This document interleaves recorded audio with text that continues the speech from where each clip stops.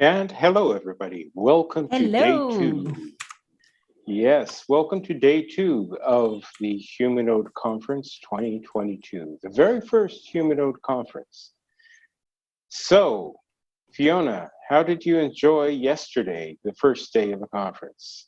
Oh, don't ask me, Shannon. It's been amazing. I really like the workshop where Victor gave us the introduction about Humanode. And then we also have Alex Yee yesterday. We had Alex Yee yesterday. And yeah, it was just amazing. And also, what is very important is don't forget that we also had a workshop yesterday, which was going to be very useful for anybody who is going to join the hackathon, Humanode Hackathon this year. Remember about that, Shannon? Oh, yes, the Yes, that's Humanode right. Hackathon will be starting tomorrow. And if you have not registered yet, make sure to register. I mean, we'll be fighting over a $30,000 prize pool. So, Go yes, join us uh, now. yes. And it's at times like these, I wish I had advanced my programming so I could actually start to, build applications, build dApps for this amazing hackathon starting tomorrow. You Indeed, know, Shannon. Yeah. So obviously, everybody Mhm. knows we can use the money. Everybody knows that. Yeah. So if you are interested in joining the hackathon conference and the humanoid hackathon, then you just go to the QR code and landing page in there, and you just follow the instruction, and you are good to go. Okay. Yes. So Shannon, why don't we start today? What do we have today Okay. in our agenda?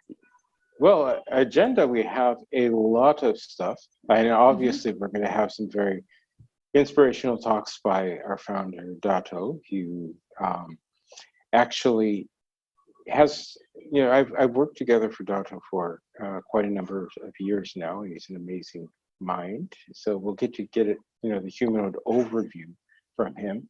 But also, today we have um, actually a talk by Rafa and Hardik, our cryptographers. And this is a highly mathematical talk, but it is something that you will want to get into. There's some other stuff later on that you can't miss, but let's start with this conference here.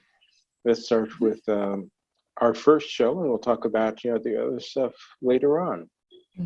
And Shannon, I also have one more thing. Mhm. Before Dato is going to be here with us, I want to remind everybody, wherever you are, if you are on Twitch, if you are on YouTube, then if you have any questions for our speaker today, then please feel free to type your question, type it out here, and our team will be gladly list your questions and ask to our speakers. Okay. Yes, So and don't yes, don't wait until the last moment to ask those questions. The moment you get the correct. questions in your head, type it out in chat, because what often happens is we come to the end of the talk and say, okay, does anybody have questions? And they're like, oh, yes, I had this one question. I just can't remember and can't type fast enough. So the moment you think of it, type it out. We'll catch it, okay? Okay. Okay, so for our very first speaker of the day, Dato, the founder of Humanode and, of course, of Paradigm, or Paradigm Research. I'd like to have Dato on the stage. Dato, will you give us the Humanode overview? Hey everyone, I'm glad to be here on the stage opening the second day of our hackathon, and thank you Shannon and Fiona for warm welcoming. I know guys that probably you heard this many times and you went over a Humanode white paper. I hope that you did. And today I'm going to go over Humanode for those who don't, who are newcomers to our conference and newcomers to the informational field of our ecosystem. I will go over the principles of Humanode, try to briefly explain how everything works, talk about the history of biometrics a bit, and delve into FAT and Vortex.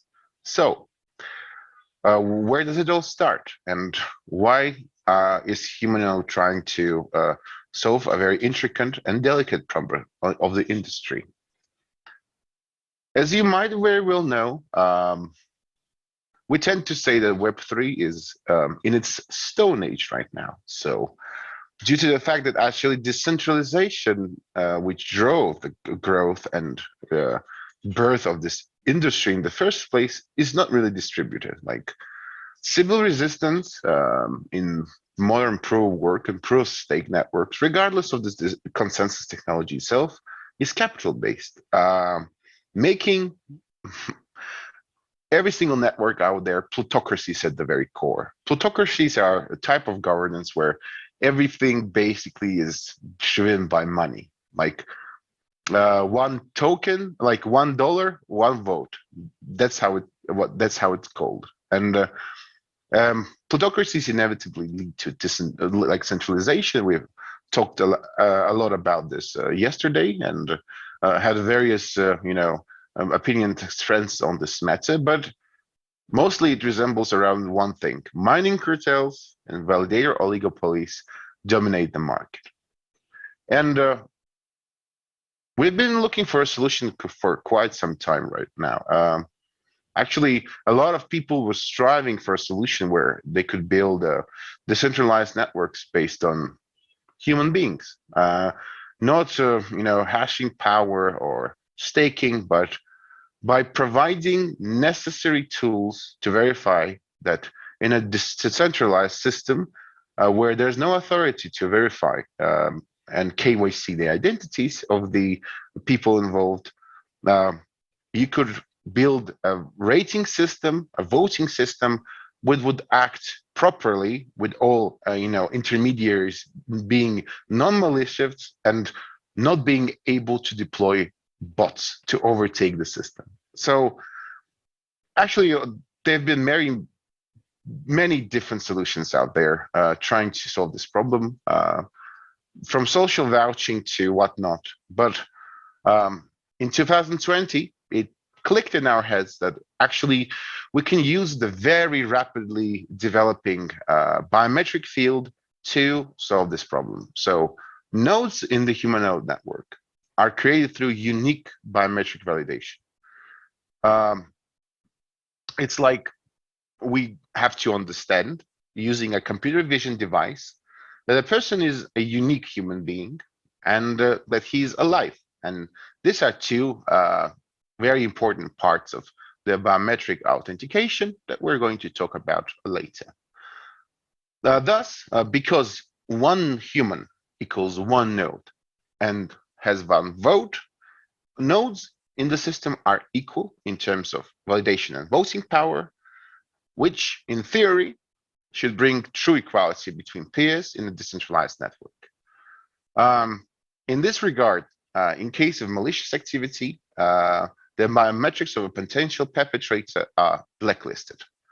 And we say that instead of proof of work and proof of stake, Humanode utilizes the combination of proof of uniqueness and proof of existence. Combined with blockchain, it creates a first ever human-based verification layer where like a collective of people work together to verify transactions going through the blockchain. Talking about the technological stack, you can see it in front of your screens here. So from left to right, we say that we are a consensus agnostic protocol, although in the initial version of Humanode, we're going to implement substrates, BAPE, and grandpa consensuses. But the thing about it is that there are very different approaches to how the consensus works, how gossip is driven through the network, layers of different approaches. So what we tend to say is that we're consensus agnostic, that we are aiming to have a system that can easily renew models of consensuses applied on top of it, because we're striving for civil resistance for validators first. We're building on a substrate based framework. It's a very good Rust-based framework for building blockchains easily. And we position ourselves as a layer one, like a standalone network. We're not a parachain that anchors its security to Polkadot.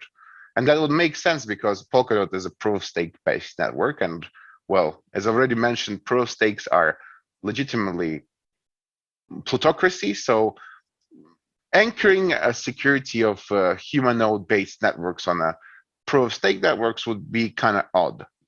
That's why, yes, we're using a substrate framework, and basically we're basing the security in our own human nodes. Private biometric search and matching operations are an integral part of biometric authentication scheme that we're providing.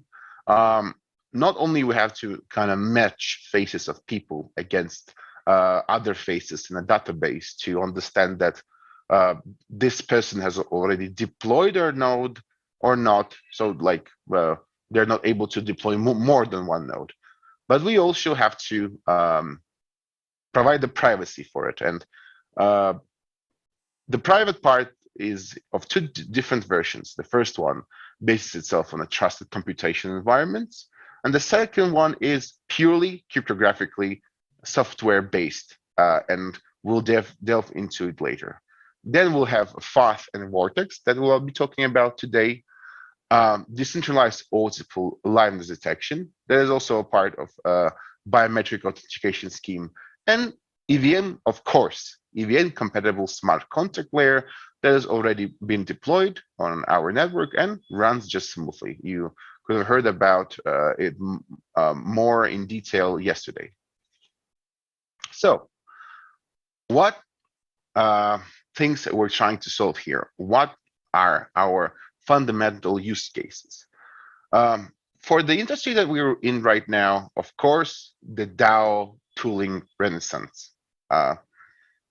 Being able to create networks where one human equals one node equals one vote can actually change the way the DAOs are structured right now.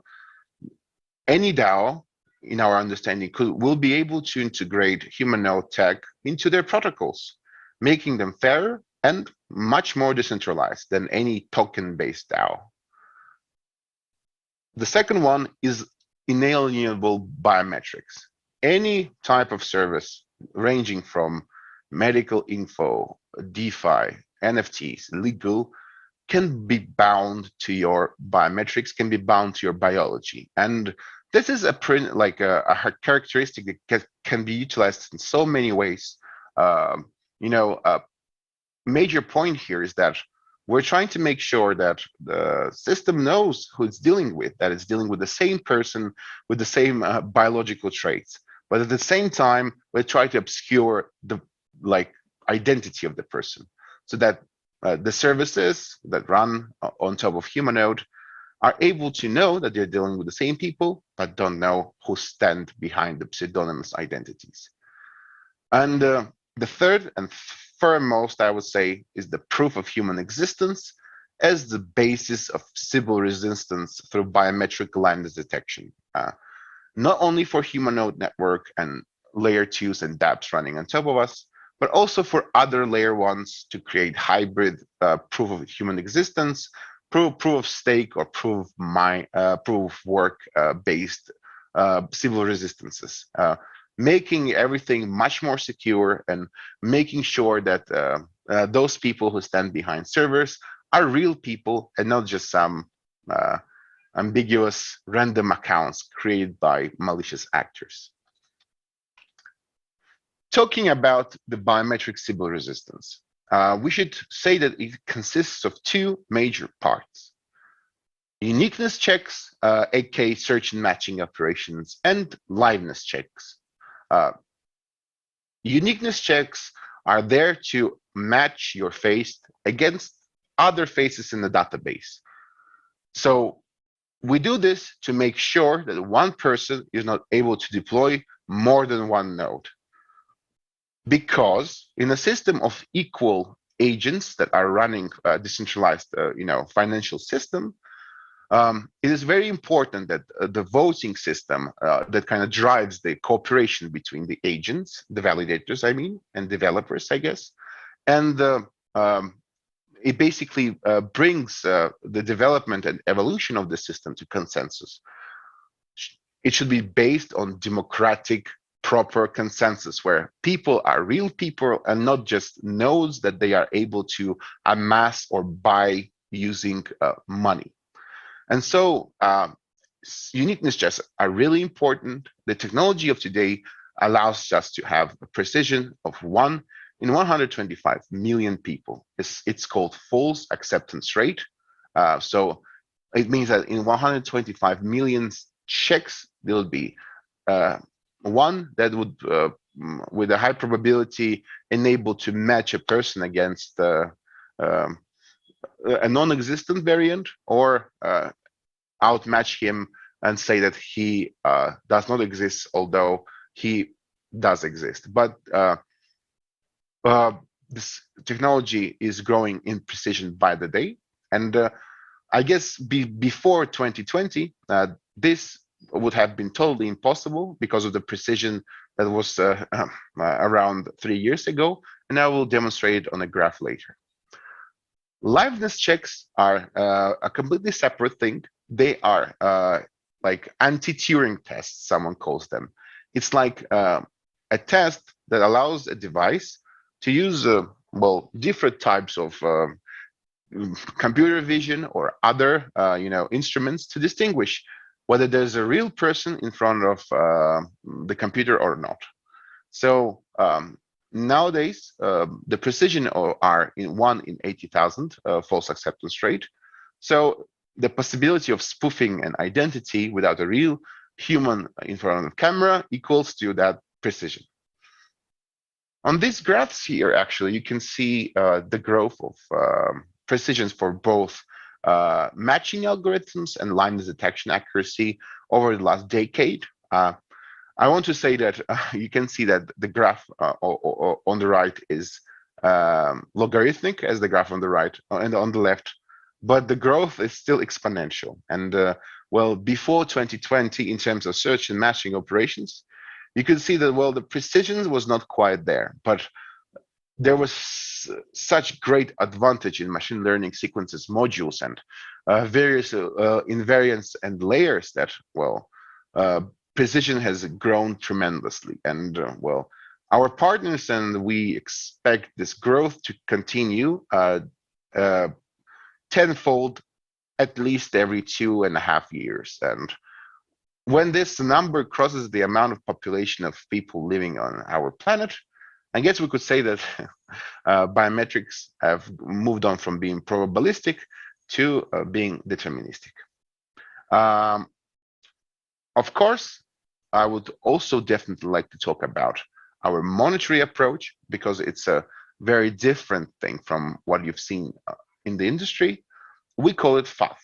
And to understand FATH, we should first understand how traditional systems work in this regard. So in traditional systems, right, when the money is created or minted, like when there's emission, those who not receive the emission get their money devalued by those who do. As you can see on a scheme here, like loans are being poured down into the system from an emitting entity, and like people and enterprises are at the very base of this pyramid, while the interests kind of goes back from the lowest point of the system back to the emitting entity, getting all the purchases power into their hands. So whenever new money is printed and you're not receiving a part of this emission, all of your all the money in your bank account is being devalued daily. We bring up this idea that any issuance happening on the network in Humanode is going to be distributed proportionally across every account in the network. That means that token holders will always own the same percentage of the token supply, when the absolute number of the tokens that they own will change according to the emission rules. For example, if there is a 3% emission on the network in a year, it means that every single account holder, regardless of them being a validator or just an investor on some exchange will have his money rebalanced proportionally, getting 3% of the money he already owns. And the second problem is that in the traditional monetary system, the emission is defined by a centralized entity in accordance with various things like political stance, economic goals, human error. Most of the times, it's this belief in the New Keynesian model that you have to stimulate like this artificial devaluation of money so that it doesn't stand on one place, and that you have like some kind of devaluation of currency so that entities invest and it stimulates the economy to growth or whatever. But in our perspective, we want a balancing mechanism, basically, where the emission is not defined by some policies or some political stances, but when it's defined by the difference of the economic growth within the network between two time periods of time, because monetary supply and the economic growth in the systems are very tied to one another. And in our understanding, we should balance out the monetary supply with the economic growth, as well as economic decline. For example, if there's an economic growth of 3%, the emission to the network equals to 3%. And it rebalances all accounts in the system for 3%. Or in another case, if there's an economic decline and the so-called GDP of the network drops by 3%, then it is our duty to escape this inflation and just reduce proportionally the amount of money in the system by cutting 3% proportionally from every single wallet in the account. In this case, the monetary supply does not exceed the economic growth and there is no devaluation of the currency. I know this is like a very controversial theme in terms of economics and monetary models. You can delve into more details by actually reading the white paper that we have, and we also have like a separate research going on this theme, and of where there are many arguments back and forth. But right now, this is our plan for moving forward. And initially, we're planning to have several years, I think 1 or 2 years of like a stable monetary supply. But then when we're able to calculate the economic growth of the network, and there are many approaches to that, we are going to rebalance the monetary supply at least once a year, maybe more, but that is still a plan, and this is a more theoretical approach than a practical one. And of course, there is no talk about Humanode without talking about the governance, the vortex, of course. So governance in the Humanode network will be decentralized from Genesis. And well, we call it vortex because we like the name. Vortex consists of humanodes, delegators, and governors. So humanodes are basically users who went through biometric authentication, and they validate transactions. They're a part of validator set, and they receive fees for verifying transactions, and they don't have to participate in governance. It's their choice to do so or not. Then a delegator is a human node who decides to delegate his voting power to another governor. So, of course, we enable voting power delegation. I want to remind everyone, because we had like lectures about governance today, and we had the whole panel about governance as well, that in Humanode, one human equals one node and one vote. So basically, regardless of who you are in the system, if you're a Humanode, you have one vote, and it means that you can delegate it to somebody else if you think that this governor deserves to represent your voice. And we're believers in liquid democracy, so you can easily pull out your voice and delegate to somebody else. without any kind of hesitation or some kind of unbounding periods for your tokens, because, well, we're not afraid of dropping the market or you panic selling the token because it's disconnected from the governing model that we have here. And last but not least is the governor. Well, it's a human node that first of all has his proposal accepted by the Vortex, and who has done like some kind of development, and he participates in voting procedures according to typical governing requirements.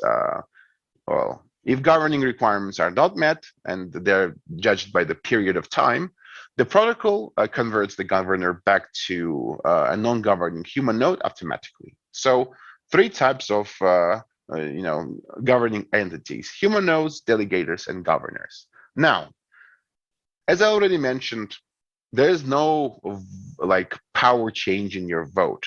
The more you spend time making proposals, participating in governance, developing stuff by participating in formation, it doesn't give you more power, but what it gives you is the proposing power. It's like there are various, oh my, okay. So I guess you can see my screen like this. Then there are various types of governors in the system. We have citizens, we have senators, we have legates, and we have consuls. And the governors will have different rights according to their proof of time and proof of devotion. So you go through these ranks by participating in governance. You go through these ranks by participating in development. And of course, you go on by just running the node and being the part of the validator set for like a prolonged period of time. But this doesn't give you more voting power. It solely gives you an ability to make proposals on more crucial matters. For example, if a citizen can make proposals on like products and marketing side, the senators can already make proposals about the fees structures and some monetary stuff. The consuls, for example, are able to make proposals about core changes in the DAO. Can make proposals about protocol changes and everything that is really crucial for the maintenance and work of the network. I guess that's all the overview I wanted to give you guys today. I would like to thank you very much for your time, and Shannon and Fiona, it would be great if you take over. Okay, thank you, Dato. We have some questions for you, if you don't mind answering them. Sure. One question that we always seem to get is, why Sybil resistance is such a problem? I mean, we have plenty of networks where Sybil resistance is non-existent, but just frankly, why is Sybil resistance such a problem? It's a problem in regard to decentralized systems. Actually, it's also a problem for centralized systems as well, but let me explain it again. So Sybil attacks is pretty much an attack of botnets, and like malicious actors spawn bots to reap benefits of various systems. It can be monetary systems, it can be like reputation systems, it can be rating systems and whatnot.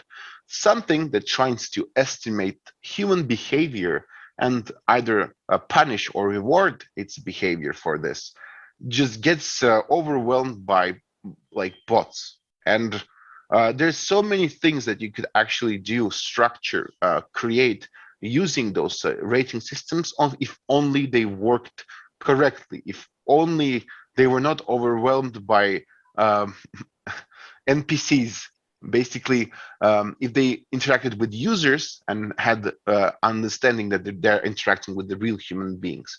So many wonderful services and economies could have been created, but cannot because, well, people come, spawn thousands of accounts and overwhelm your network. And you can pretty much, well, nowadays you can pick any service you want.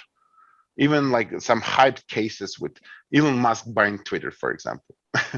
So his biggest inclinations is about Twitter being filled with bots, being a weapon of massive misinformation and stuff like this. So civil resistance is like a very concrete problem, I would say, solver for many services out there. And it could totally change the way we interact on the web. It could totally change the way services structure themselves if only we could get rid of it without,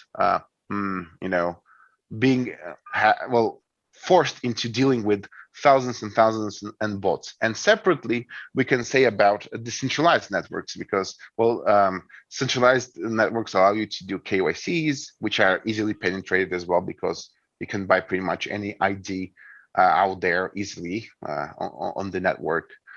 And for a decentralized network, it's even more crucial because there's no central authority to kind of clean out the mess.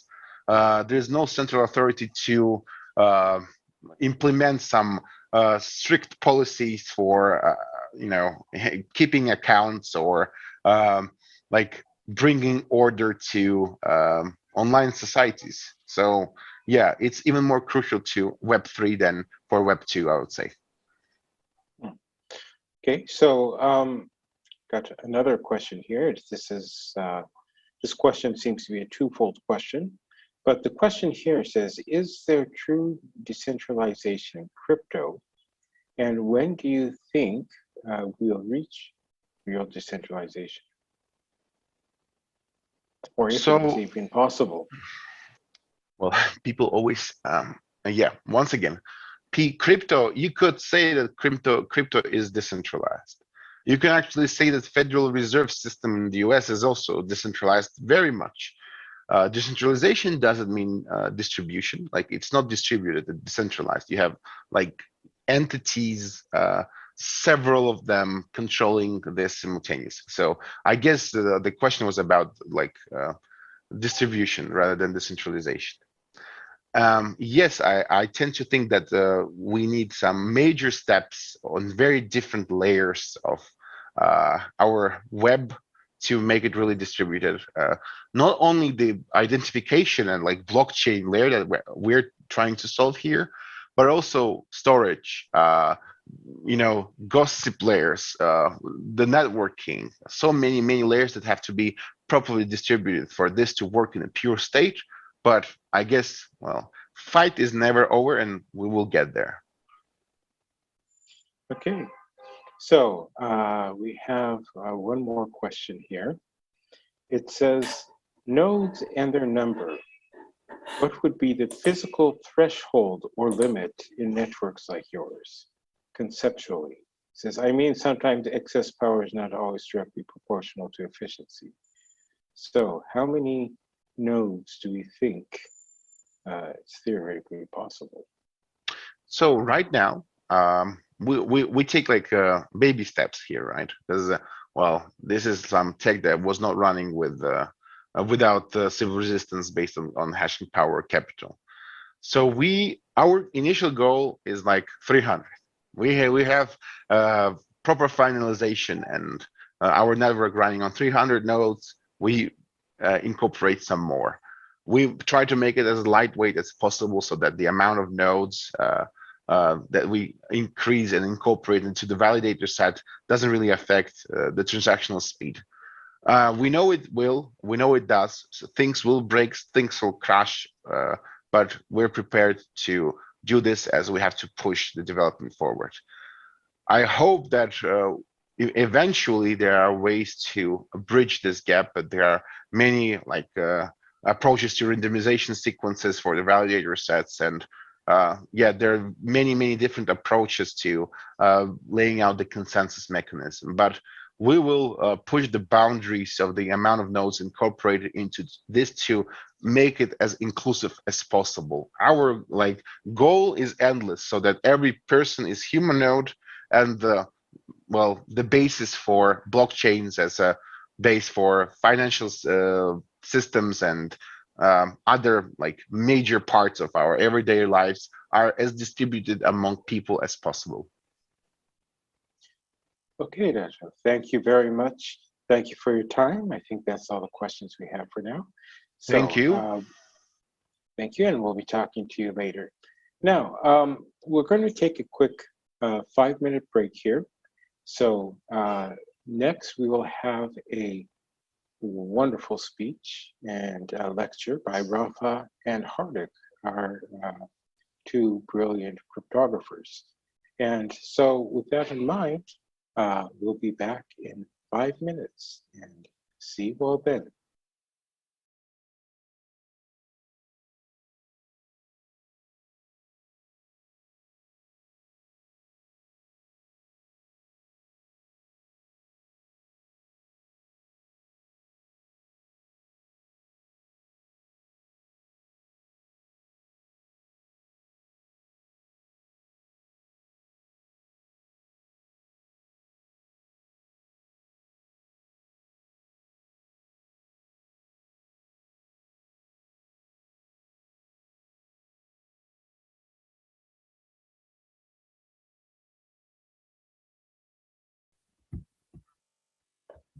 Okay, hello everyone, and welcome to our talk.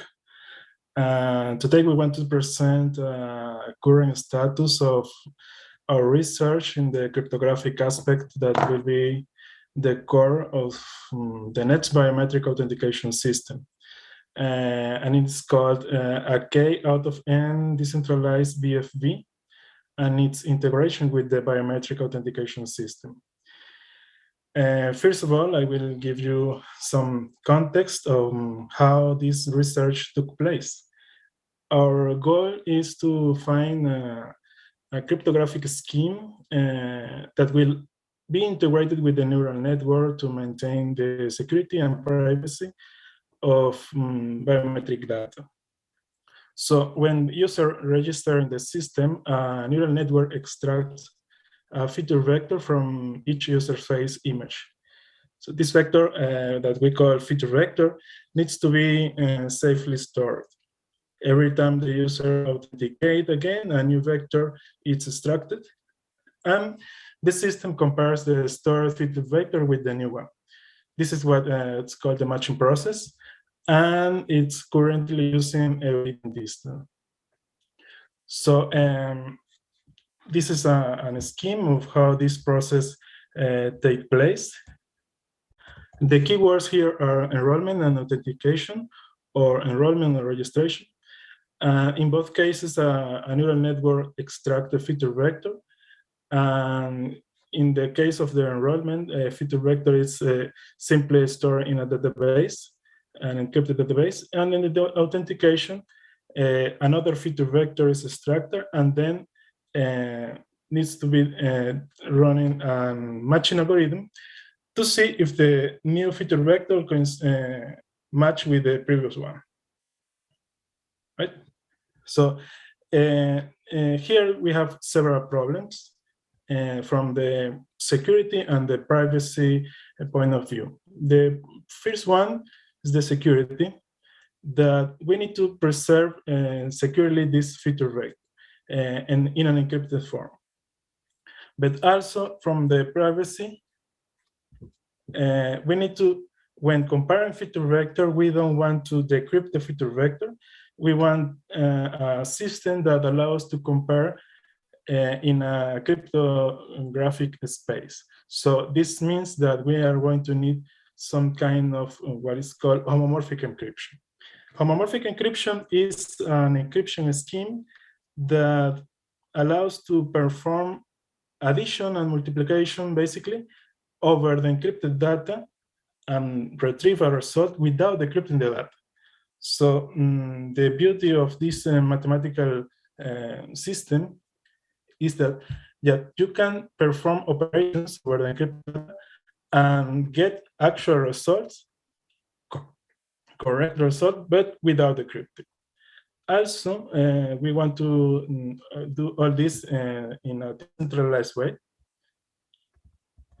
So, and there are no trusted third party to store the feature vector, and the decentralized storage of encrypted feature vector will be in every node of the system. So every node will have an encrypted copy of each feature vector of the rest of the nodes.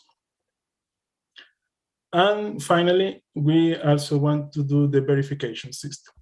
The verification consists in that we want to preserve the neural network and prevent a malicious user to tweak the neural network and produce two different feature vectors from the same face image. So you know that a neural network cares about machine learning in general, cares about precision and accuracy. So every time that the same neural network runs, the machine learning engineers want that the same vector its output. But from the security point of view, we want to prevent a malicious user to modify the neural network in order to, with the same image, produce a different feature vector. So this is the base of preventing a civil attack here, because with the same image, an user can modify the neural network and produce two feature vectors.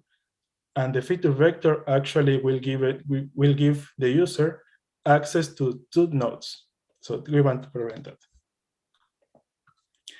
So we are developing in Humanode decentralized cryptographic protocols to perform everything that we have been talking about.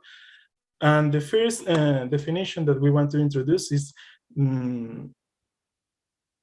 the definition of collective authority. The collective authority is a subset of Humanode network that will manage the set of parameters, the key generation, and several calculations during the matching process. Here we are saying that this is like a decentralized trusted third party, but in this case, trusted in the sense that we are we can guarantee that the operations are performed with a verification system.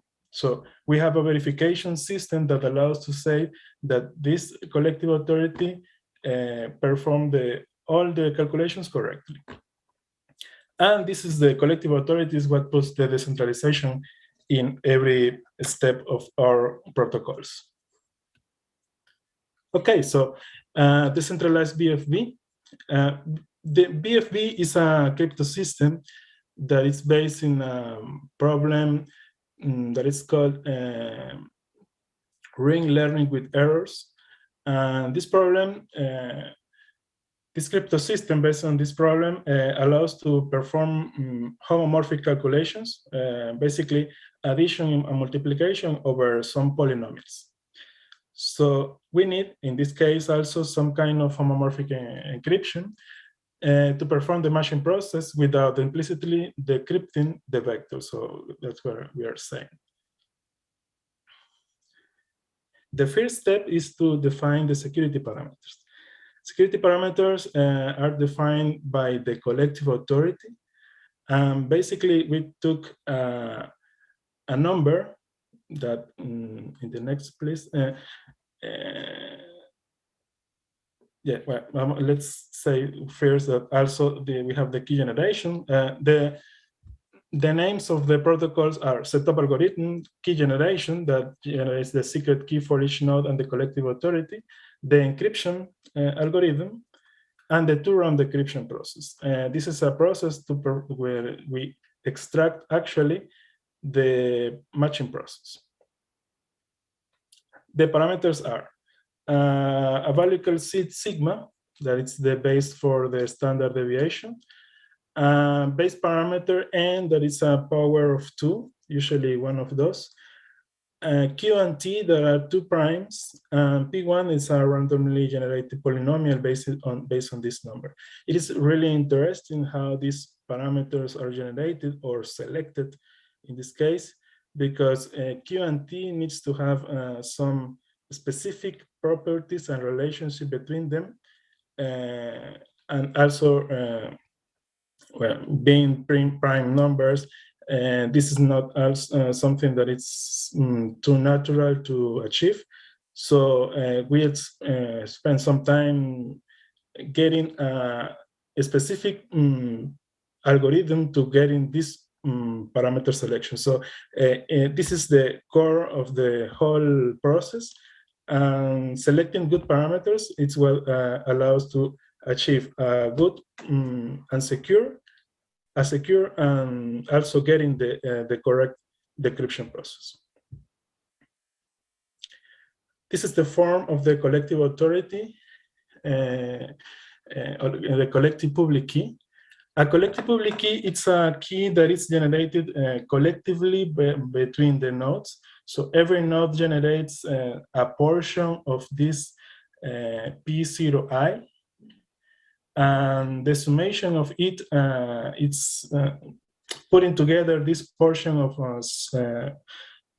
public key will generate the collective public key, and this collective public key is used to encrypt the feature vector. So in the next slide, we see how we are encrypting. And the encryption form has where M, here M is the feature vector, and K is the collective authority, collective public key. And this is the form of the encryption, basically. And the decryption, or decentralized decryption, using the secret that every node will give in the collective authority, we can retrieve the feature vector in this form. Now we are going to see what K out of N, why we have K out of N in the title, and this is going to be Hardy who are going to touch. Okay, thank you, Rafa, for explaining decentralized BFV we are using collective authority. So as you have seen, this collective authority is kind of N out of N system. And when I say N out of N system, that means given N nodes in the collective authority, a decryption process will always require all the N nodes to be available to perform the decryption. Now, even if one of the nodes goes offline, the decryption process will not go as required, and that will stop the process, right? So that is not we want as a practical implementation in the network. So what we want is we want a K out of N system where if you have any K of the nodes available, then it should still perform the decryption as required, right? So that is where we are going to convert this decentralized BFV into K out of N system. And to convert it into K out of N system, what we basically require is to divide this collective secret S, which is nothing but the summation of individual secret Si. So divide or distribute this collective secret S among all the nodes in the collective authority in such a way that if any K of these nodes comes together, they should be able to reconstruct this collective secret S. So it is clear that it is somewhat or most likely similar to what we have in the famous Samir secret sharing scheme. So in the Samir secret sharing scheme, we have a trusted dealer who will take a secret S and will create a share for each of the parties in the system. And if you have N parties in the system, and if you are designing it for K out of N system, that means if any K parties are available and shares their corresponding shares together, then they will be able to reconstruct a secret S. So as you can see here in the image,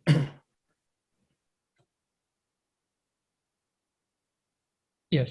So you can see that generation will generate different shares for each of the node in the system. And for 3 out of 6, there will be 6 shares. And when you want to reconstruct the secret, you will require any 3 of these 6 shares. So it can be S1, S2, and S5, or it can be S2, S3, S4, or it can be any 3. Once you have 3 shares, you can use this Lagrange interpolation to reconstruct the secret S. So this is what we have as a summit secret sharing for K out of N. Now, if we want to apply the same idea for our secret in decentralized BFV, then it will look like something like this. So in the decentralized BFV, we have M number of nodes. Each of them will pick their own secret S1, S2, S3, and so on. And then the collective secret is nothing but the summation of all these individual secret, that is capital S, which is equal to S1 plus S2 and so on. Now, if we want to apply summit secret sharing here, then we will have to generate corresponding shares for this collective secret S. Now, there are a couple of challenges here. The main challenge is that entity who generates the secret share, he must know the collective secret S. But in our network or in our decentralized BFV, the collective secret is never known to anyone in the system.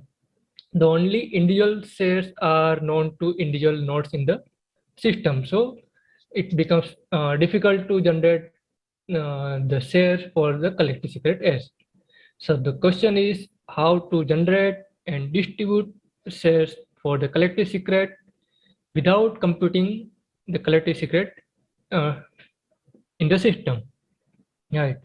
So idea is that instead of generating shares for the collective secret, what we are going to do is that we are going to generate the shares for individual secret SI, and it will be generated by each node in the system, and then they will distribute the corresponding subshares among the nodes in the system. And so that means each node will receive a subshare from each of the other nodes in the system, and then they will combine this subset together to create a master share, and that will be the share for the collective secret. And this can be doable only because the summit secret sharing scheme is additive with respect to secret. So this is generalized with respect to any kind of secret you use. So you can visualize it here clearly. So for example, you have U1, U2, U3, or UM. So this many nodes in the system, and each of them has their own secret S1, S2, and so on. So they will use summit secret sharing scheme to generate shares for their own secret SI. So we call this share subshare. So subshare generated by first node will be S11, S21, S11, S13, S14, and so on. And they will send it to corresponding other nodes in the system. So at the end, each node will receive a subshare for each of the other nodes in the system. So for example, the first node will receive subshare S11, S21, S31, and so on. Similarly, second node will receive subshare S12, S22, S32, and so on. Now, each of this node will add all the subshare to create a master share, which will be a share for the collective secret S. So in this way, we are able to distribute a share corresponding to collective secret without computing the collective secret itself in the system. So collective secret is still in the distributed manner, and the share generation is still again in the distributed manner. Now we will see how this shares for collective secret can be used to perform decentralized decryption in K out of N manner. So here you can see a normal BFE decryption. So BFE decrypt. So given ciphertext C0 and C1, BFE decryption involves performing this calculation, which involves collective secret S, and this collective secret S is nothing but summation of individual secret Si. Now here we see how any K master share or any K shares of the collective secret can be used to reconstruct the secret S itself.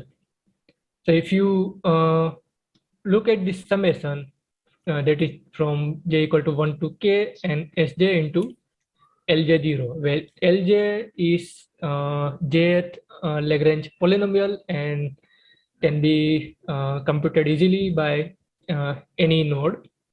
So if we, for example, take the first node has its own master share S1. It can compute Lagrange polynomial L10 as well. So it can compute S1 into L10 on its own. Similarly, second node can compute S2 into L20 on its own. So idea is that each of the node will use their master share and compute a part of this reconstruction on their own, and then they will combine all this together to reconstruct S, and that will be used here in the decryption process. So here you can visualize how this K out of N decentralized decryption works. So in the collective authority, there will be a leader who will get the ciphertext C0 and C1. So it will first distribute C1 among all the selected K nodes in the system. So even if there are more than K nodes available in the system, the leader will only pick any K nodes in the system, and it will send this C1 to all this node. Now each node will take their master share and corresponding Lagrange polynomial and will compute dj. So dj is C1 into sj into lj0 plus ej. So we are adding some noise for security purpose, and this noise will automatically get cancelled out during the decryption and will not affect the final output of the decryption. So once node computes this dj, they will all send this directly to the leader. So leader will get d1, d2, d3, and so on, and it will combine all this together in to perform the decryption. So here the decryption equation looks slightly different than the normal BFE decryption. Here we are doing C0 plus summation of di. So if you notice that in dj, the C1 parameter is common. So if you do summation dj, you can take out the C1 part, and then the summation will happen over sj into lj0. And if you look at here, the summation, if you do summation over sj into lj0, it becomes the secret S. So that will be exactly same as what we have in the BFE decryption. So that's how you can perform the decryption process with only K nodes available in the system, and you do not have to worry about all the presence of all the nodes in the system. Now we will see how this decentralized K out of N BFE scheme can be used or integrated with the biometric authentication. So we'll ask Rafa to go ahead. Yeah, thank you, Hardik. Well, now on the technical side, we have implemented all of this for getting the feature vector from the face feature extraction and integrated with the cryptographic scheme. Now, one aspect that is not a minor one is that the neural network gives us how the neural network gives us the feature vector.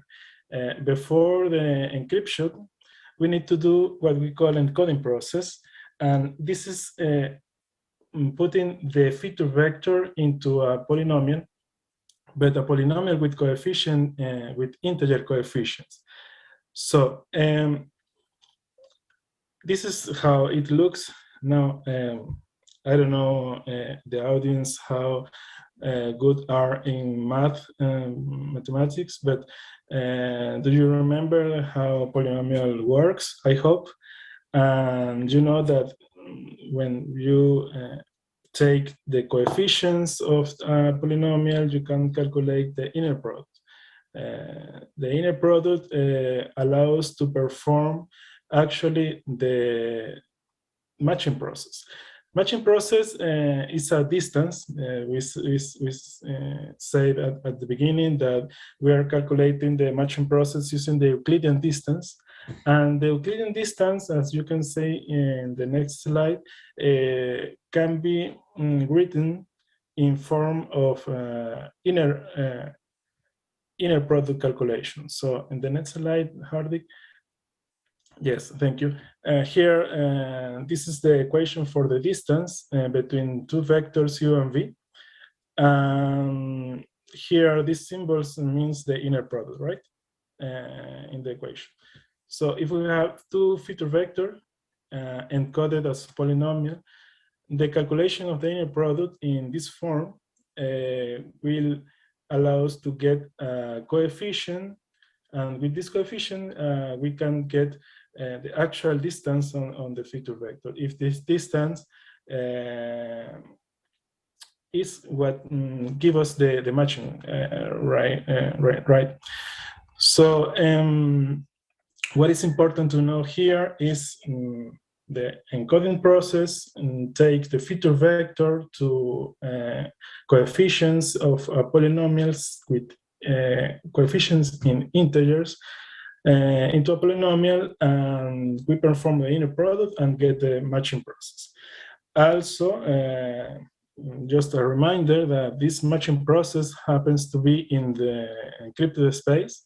So this is why the homomorphic operations allow us to get the correct distance and do the matching without the full decryption. So when we perform what we have called here the two-round decryption process, we are not getting the whole feature vector, but we are only getting the inner product that allows to calculate the matching distance, right? The Euclidean distance.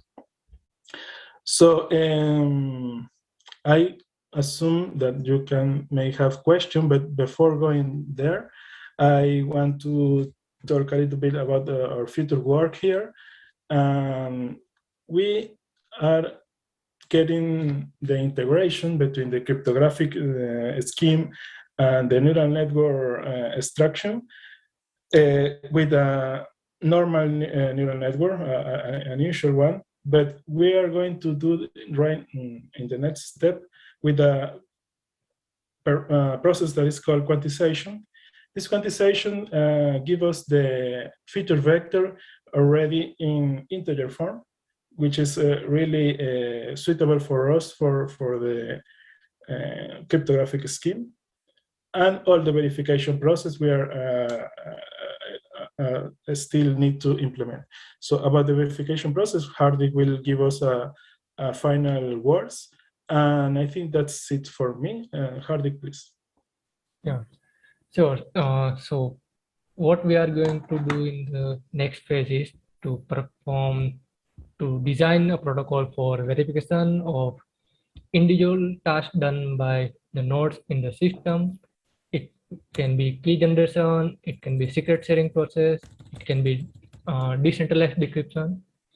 So why do we want to do this verification system for all this stuff? And that is mainly because we do not trust other nodes in the system with their calculation or any other task. So it's certainly possible that a node may not perform their task during the decryption correctly, and if that happens, then that will lead to incorrect final value and may affect the matching score.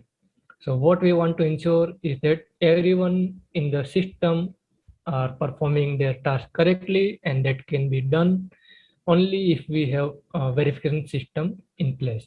So this is our next goal. Yeah, and then it's almost work in progress, and it's almost done. So we will soon have final version with all the verification scheme in place, and I think that's our plan, right? Yes, right. So that will be all for now. Now we are ready for any question that you may have. Thank you. Yeah.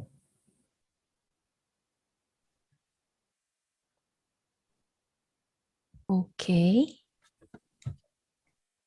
Wow. Thank you very much, Rafa and Hardik. I can say that this is a special moment where people can finally see and meet the men behind Humanode, right? And I think I am also lucky to meet the cryptography researchers and the cryptographer himself. And I'd like to once again welcome all participants of Humanode Conference. And if you have just joined, in the stage now, we have Hardik, the cryptographer researcher of Humanode, and Hardik and Rafa, the cryptographer of Humanode. So I think you guys must have been smart students when you were in the university.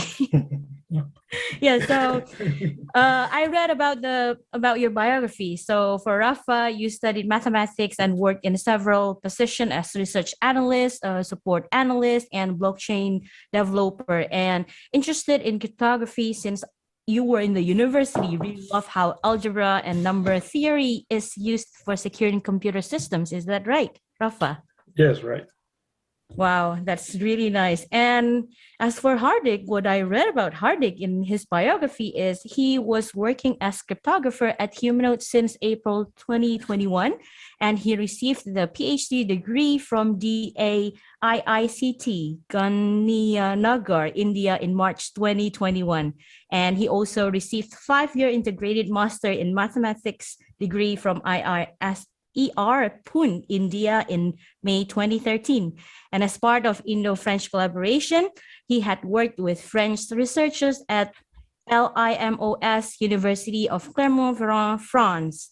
My research, so Hardik's research interests lie in the area of reliable computation, zero knowledge proofs, and privacy and security in biometric authentication. And he is also a member of IEEE, an International Association for Cryptologic Research, IACR. Wow, that is really amazing. And if you have any questions for Rafa and Hardik, please type it out. And I would like to go back to Rafa and Hardik right now. We have collected some questions asked by our participants. And let me start with Rafa. So, Rafa, I heard you mentioned about it earlier in your lecture, but what is the current status of the research and or development? Is maybe you can be more detailed about it? Yes, of course. Right now we have fully implemented or the decentralized version of DFB, what we have been talking today. And not only that, but we are also, we have integrated in the implementation with the neural network implementation. So we have an implementation in Python with the neural network. So we are taking the feature vector from there and going in a polynomial and taking this polynomial to all the process of generating the collective public keys and encryption and the two-round decryption using the K out of N scheme. All this is implemented. And right now our future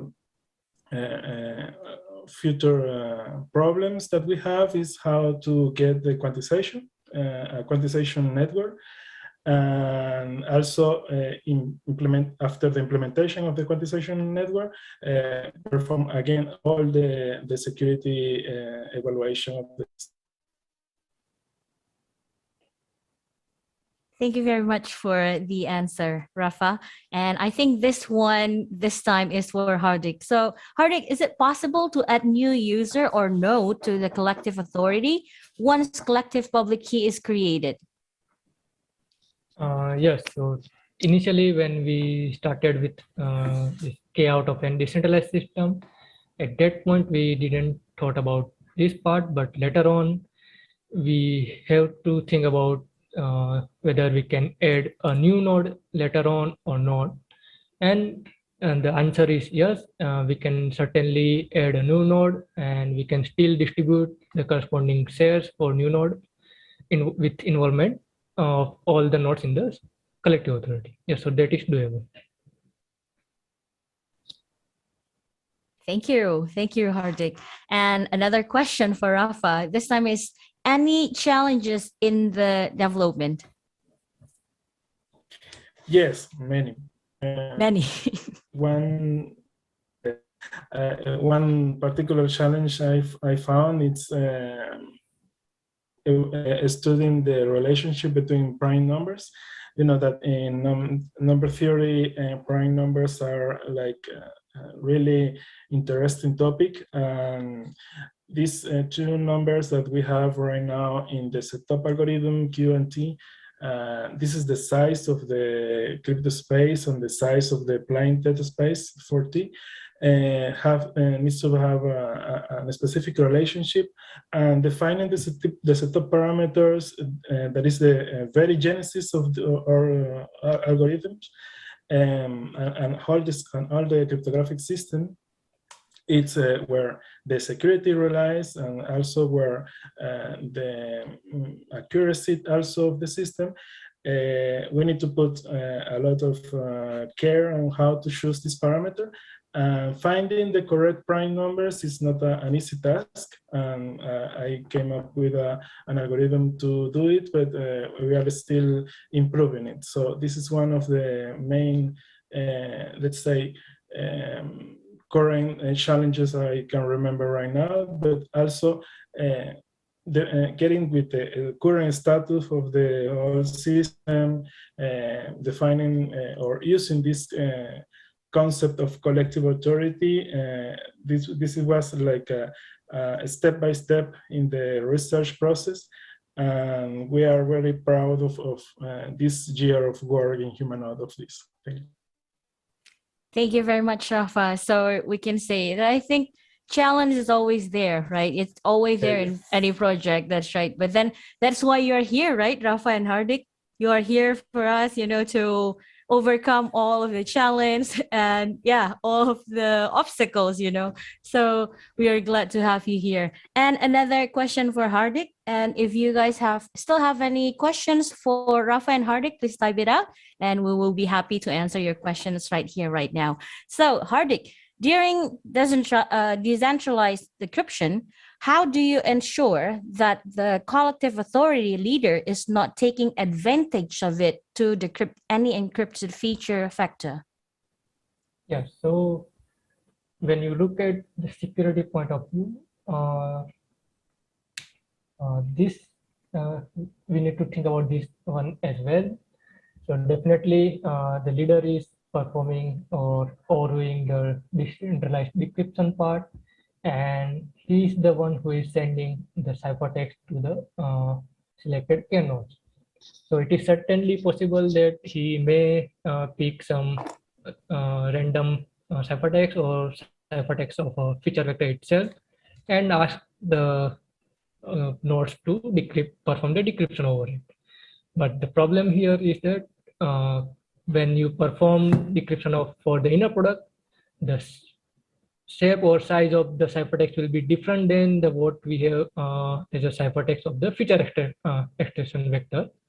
So length of both the ciphertext will be different, and it will be if a node receive different size or shape of ciphertext, they will straightforward refuse to perform the decryption. And we will also put some more verification step to ensure that leader cannot take advantage of the decryption process at all. Thank you for your answer, Hardik. So do we have any more questions? I have already asked Rafa and Hardik. I think, for now it's, that's all we have for now. And Rafa and Hardik, as men behind Humanode, I have a personal question. So what do you think about Humanode? And do you have anything to say to our participant?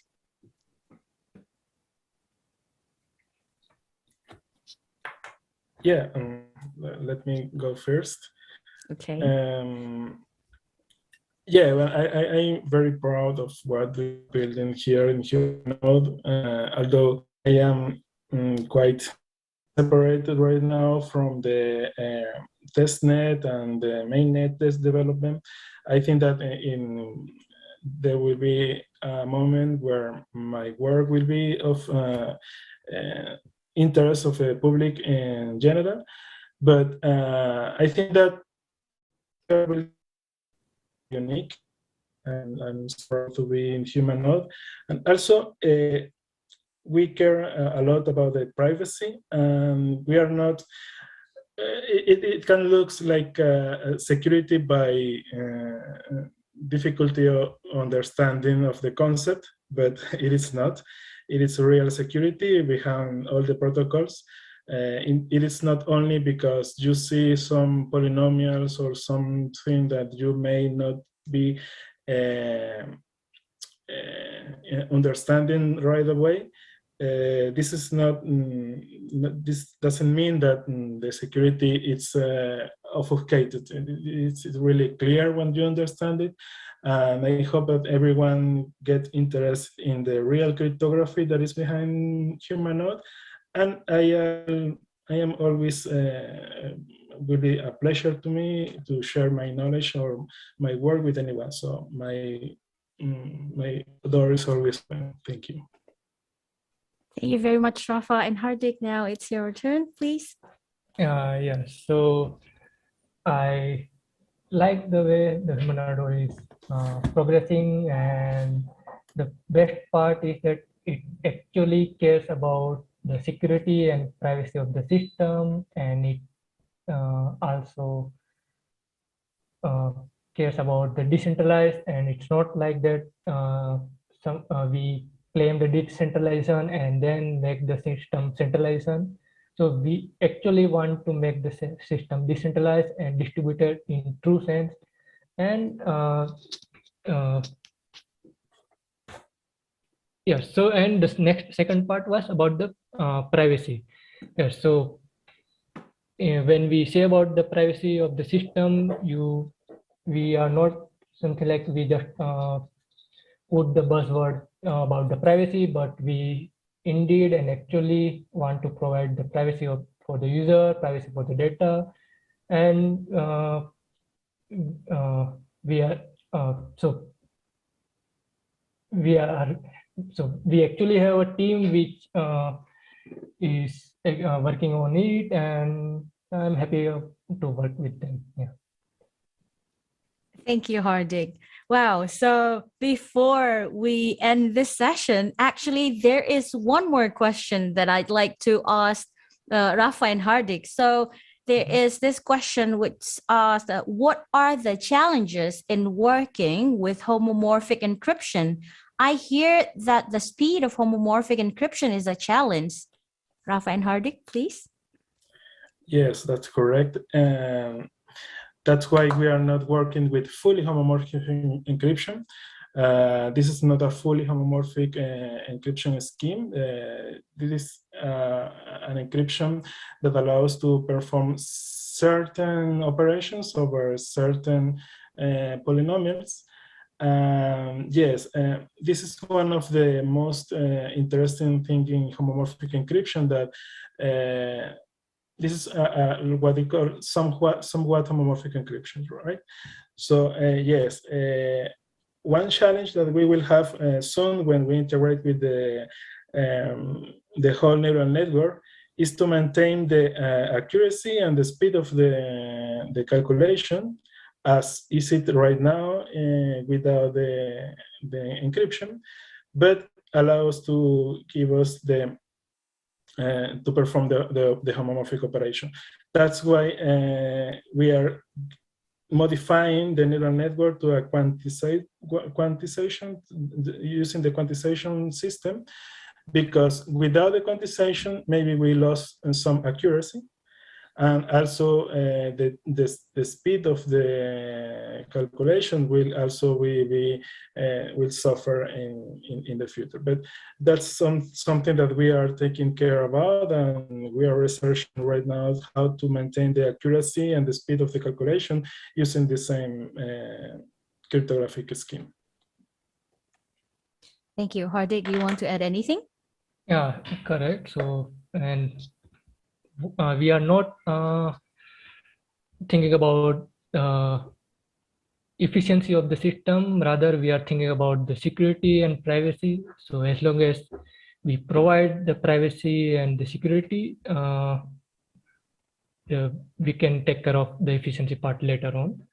And if you look at the literature for the homomorphic encryption, there has been lots of research in the past 10 years, and there has been lots of improvement in the implementation of homomorphic encryption scheme, as well as there are some chips specifically developed for the homomorphic encryption operation as well.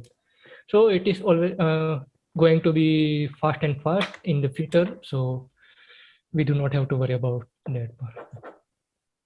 Thank you. So thank you very much for your time, Rafa and Hardik, and you have shared your thoughts with us. We are very happy to have you both here. And to our participants, if you have further questions, feel free to say hi to Hardik and Rafa in Gathertown. You can also join Humanode social medias as well. Okay, thank you, Fiona. Thank you, Thank everyone. you. Thank you, Hardik. Thank you, Thank you, Rafa, and everyone. have a nice day. Yes. Bye. Okay, so to those of you who have joined, welcome to Humanode Conference 2022. This is the first ever Humanode Conference, and this is the event to meet the minds and builders behind Humanode Project. If you are on YouTube or you are on Twitch, feel free to join us here. If you are in our Gathertown, then explore, enjoy our environment, play the games, enjoy our activity. We have some great lineup coming today: lectures, question and answer sessions, everything you need to know about Humanode. And we also have games for you to participate, which is going to be soon. And also don't forget to claim your POEP NFT with your registered email. We are also calling out all of our builders, all builders, to join Humanode Hackathon, Hack the Cyber. You can see the screen.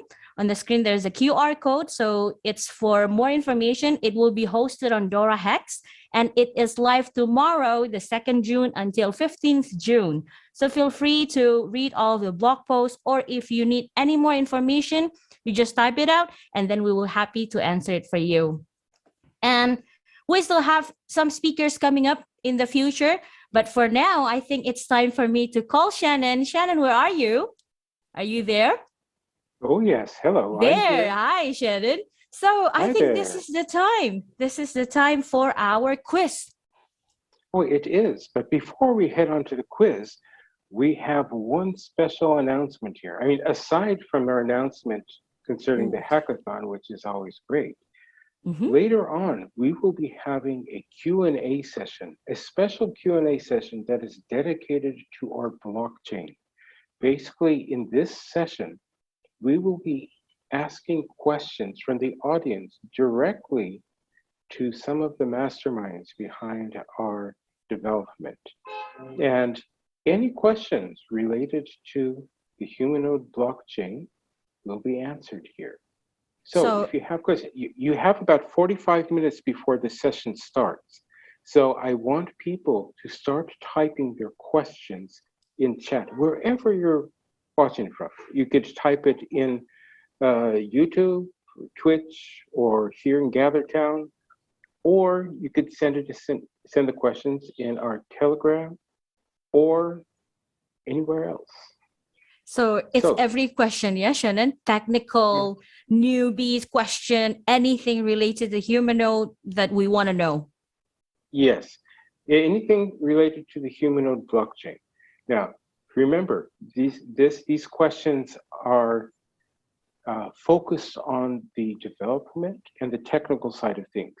So, if we're talking about, okay, when is Humanode going to go public, or when can I buy tokens? Well, you can ask, you or me. Or You can maybe- all, yes, that's right. This is more like Yeah. the masterminds of Humanode, yeah?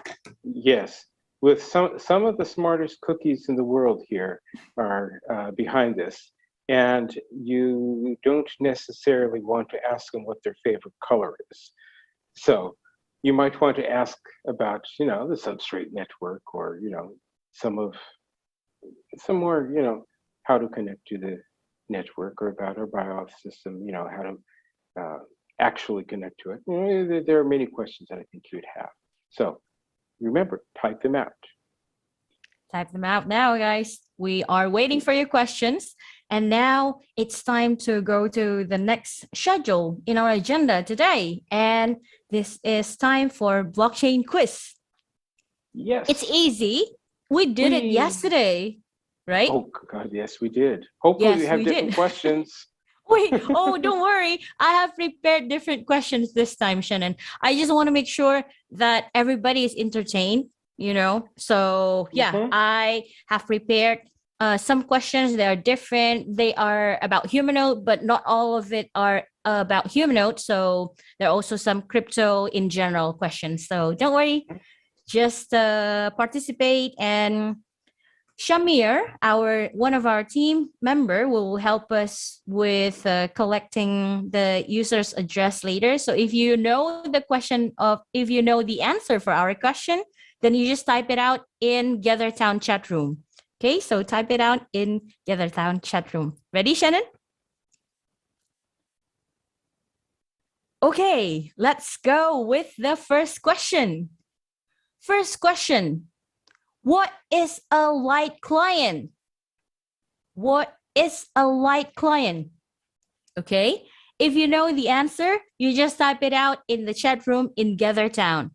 Also for you, the participants in YouTube and Twitch, feel free to join us here. If you are in our GatherTown, then type it out. If you are on Twitch or YouTube, you just click and go to GatherTown. Okay, so this is the first question for blockchain quiz today. What is a light client? Anybody know? What is a light client? Light client? Anybody? We are still waiting for your answers. And yes, while we're waiting for answers, I would like to, again, one more time, welcome the Humanode Conference 2022 participants. This is the first ever Humanode Conference and the event to meet the minds and builders behind the Humanode Project. GatherTown. Yes, on your screen, you can see there is a link to join the discussion in our GatherTown. Click the link or scan the QR. Then it will directly bring you to our GatherTown. Shannon is back. Yes. Okay. So is there any answer for light client? Okay. Yes. Oh, Shannon's back. Hi, Shannon. Welcome back. Okay. Yes. Thank you for your answers. Now we are going to question number 2. Light client. I think not everybody knows about light client, but yeah, we can go to question number 2 right now. So the question number 2, guys. This is, which site run by Ross Ulbricht was closed by the FBI for letting people buy drugs with Bitcoin? So there was this one event in the crypto world, there was a site, I think it's a website. It's like SITE, site run by Ross Ulbricht, and it was closed by the FBI for letting people buy drugs with Bitcoin. Okay? Anybody knows what is it? So this is the second question. If you are in YouTube, Twitch, join us now. Gather sound, join the fun. Okay, scan the QR. Yes, can we show the question one more time? Question one more time.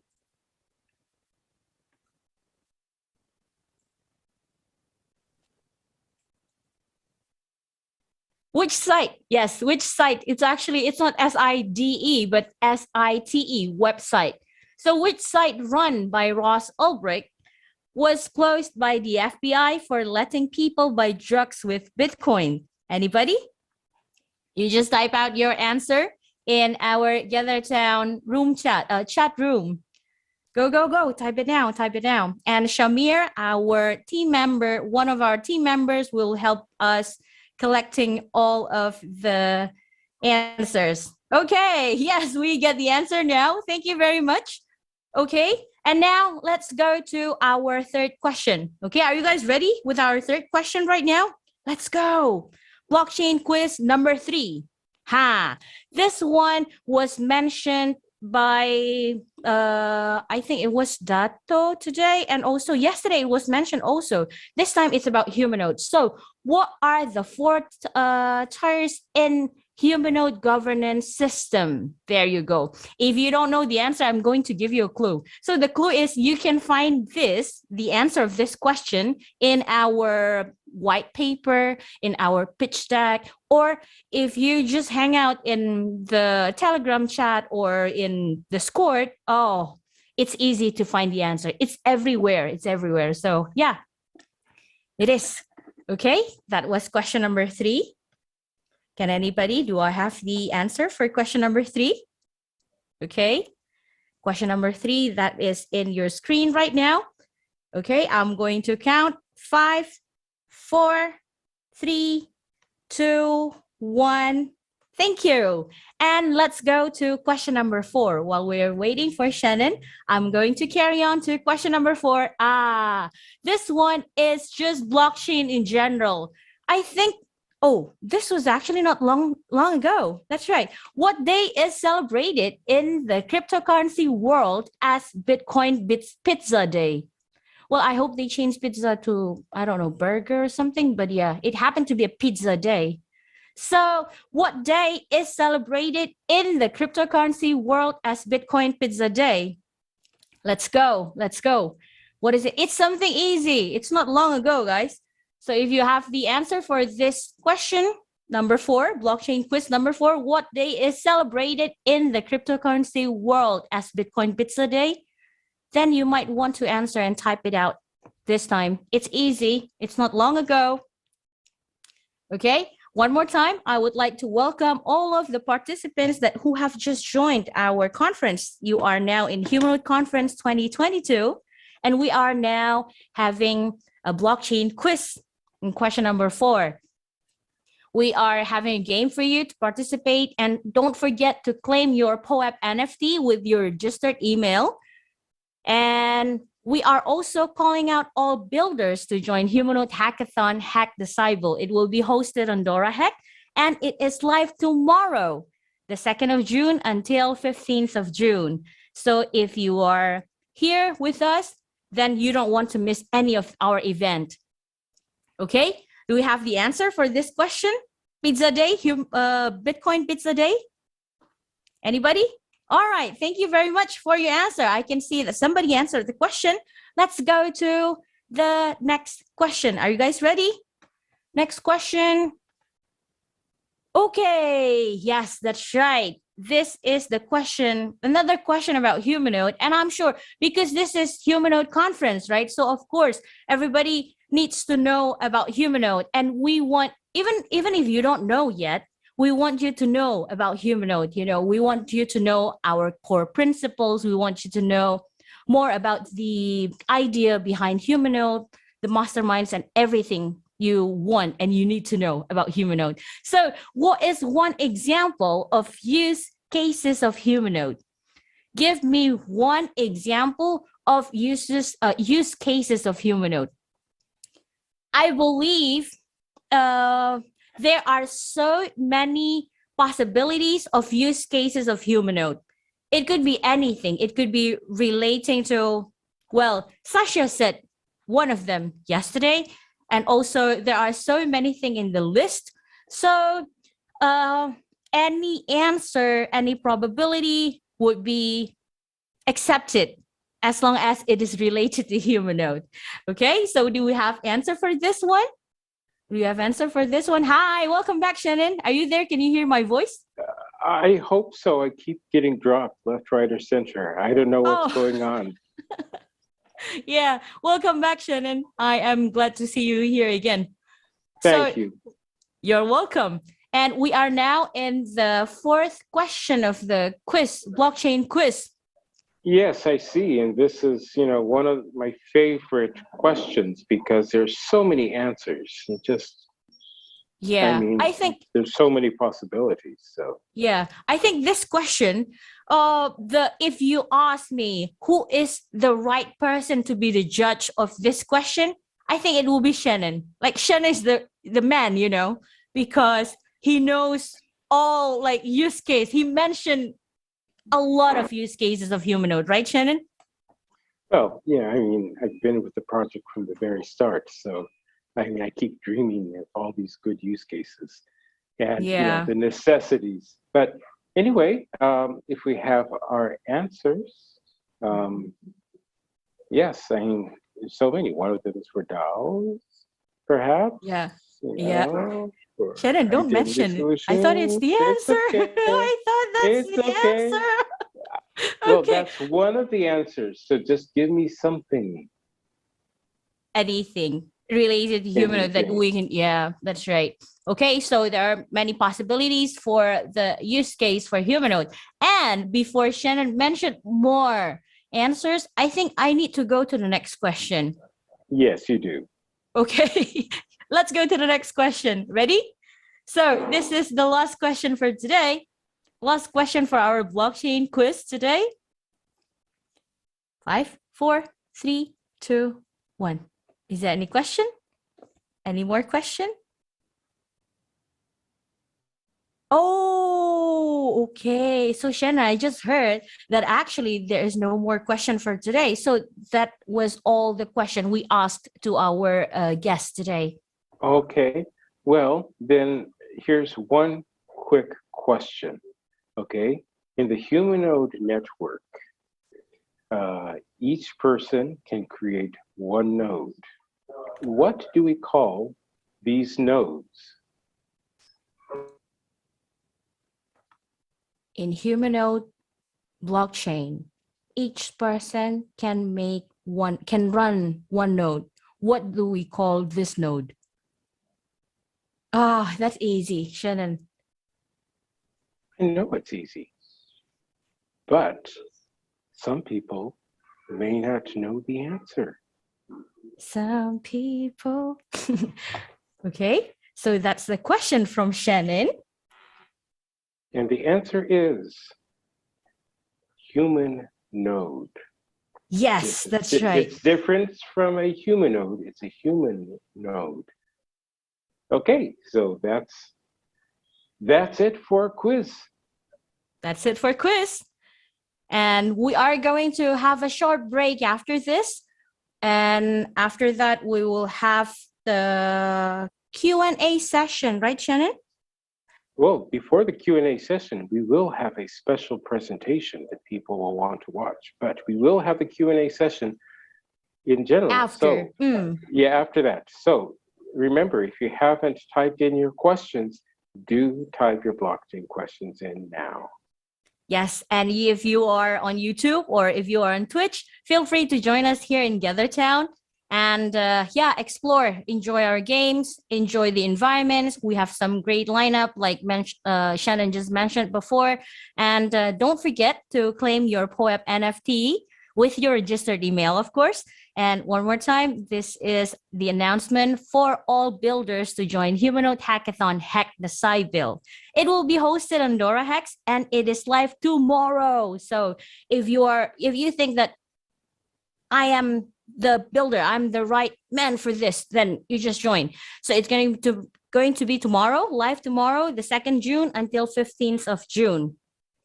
And as for now, thank you everybody for staying with us. We still have more to come, and we will have a short break, and we will see you again in 5 minutes.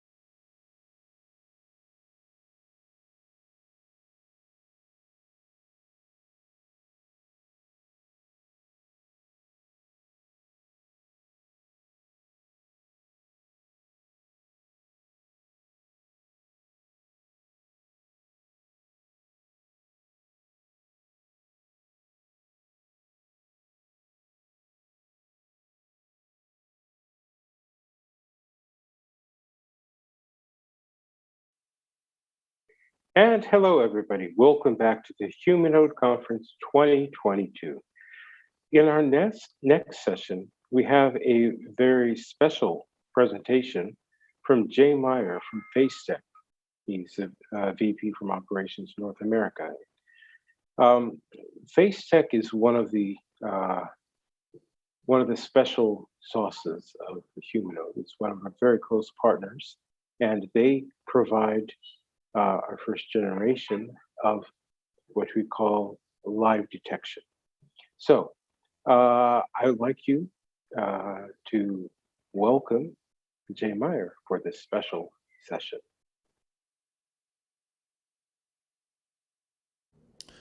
Hello, I'm Jay Meyer. I'm the Senior Vice President of North American Operations for a company called FaceTech. FaceTech is the leading global provider of three-dimensional face liveness and face matching software.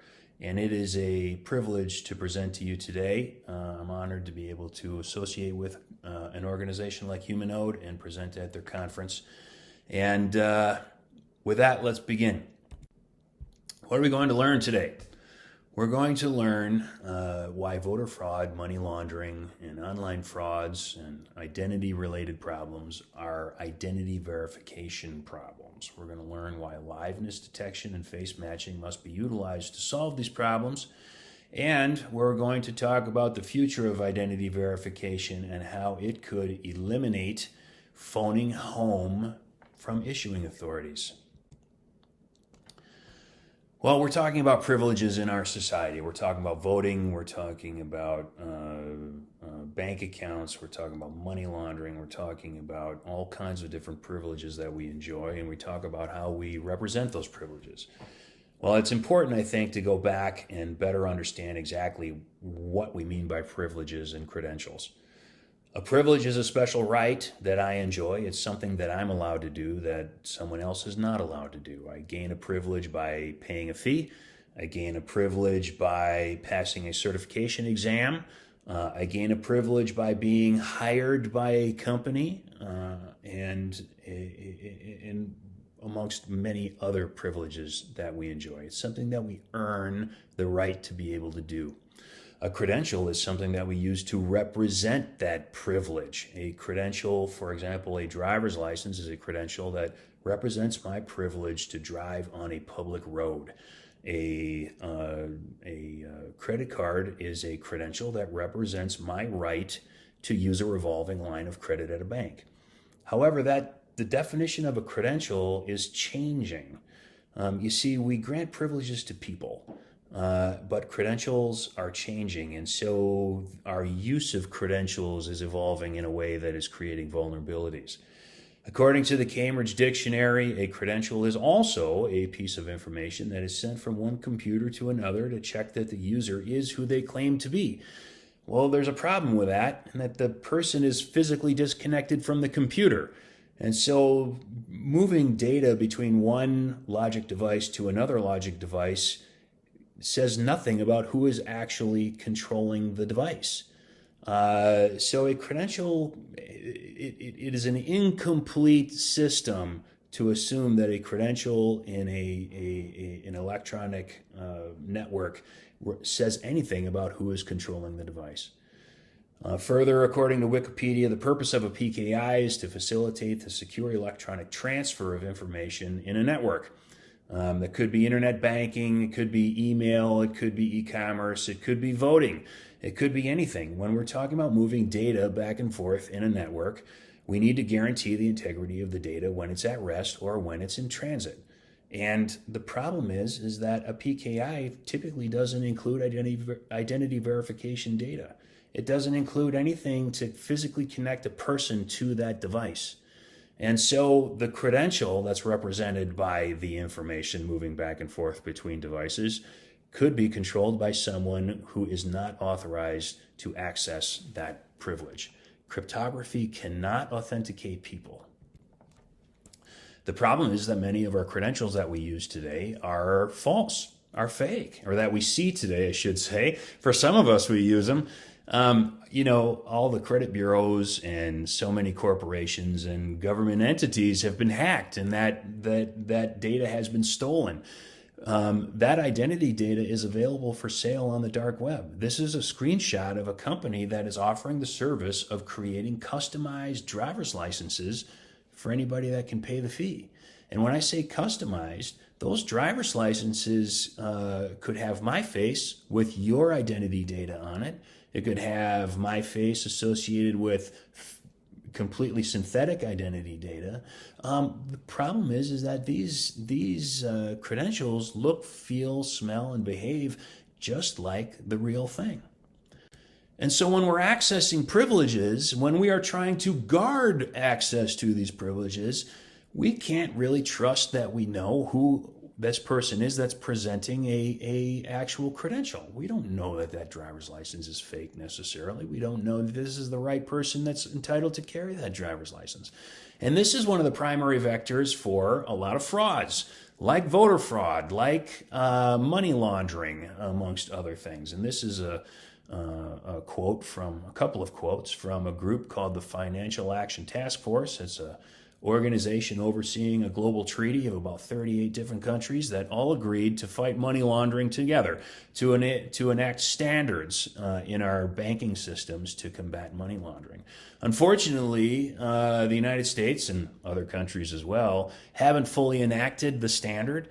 And so the money laundering in this case is really running unchecked. And importantly, the portions of the standard that the United States has not completed revolve around identity verification and the transparency of who is controlling the account.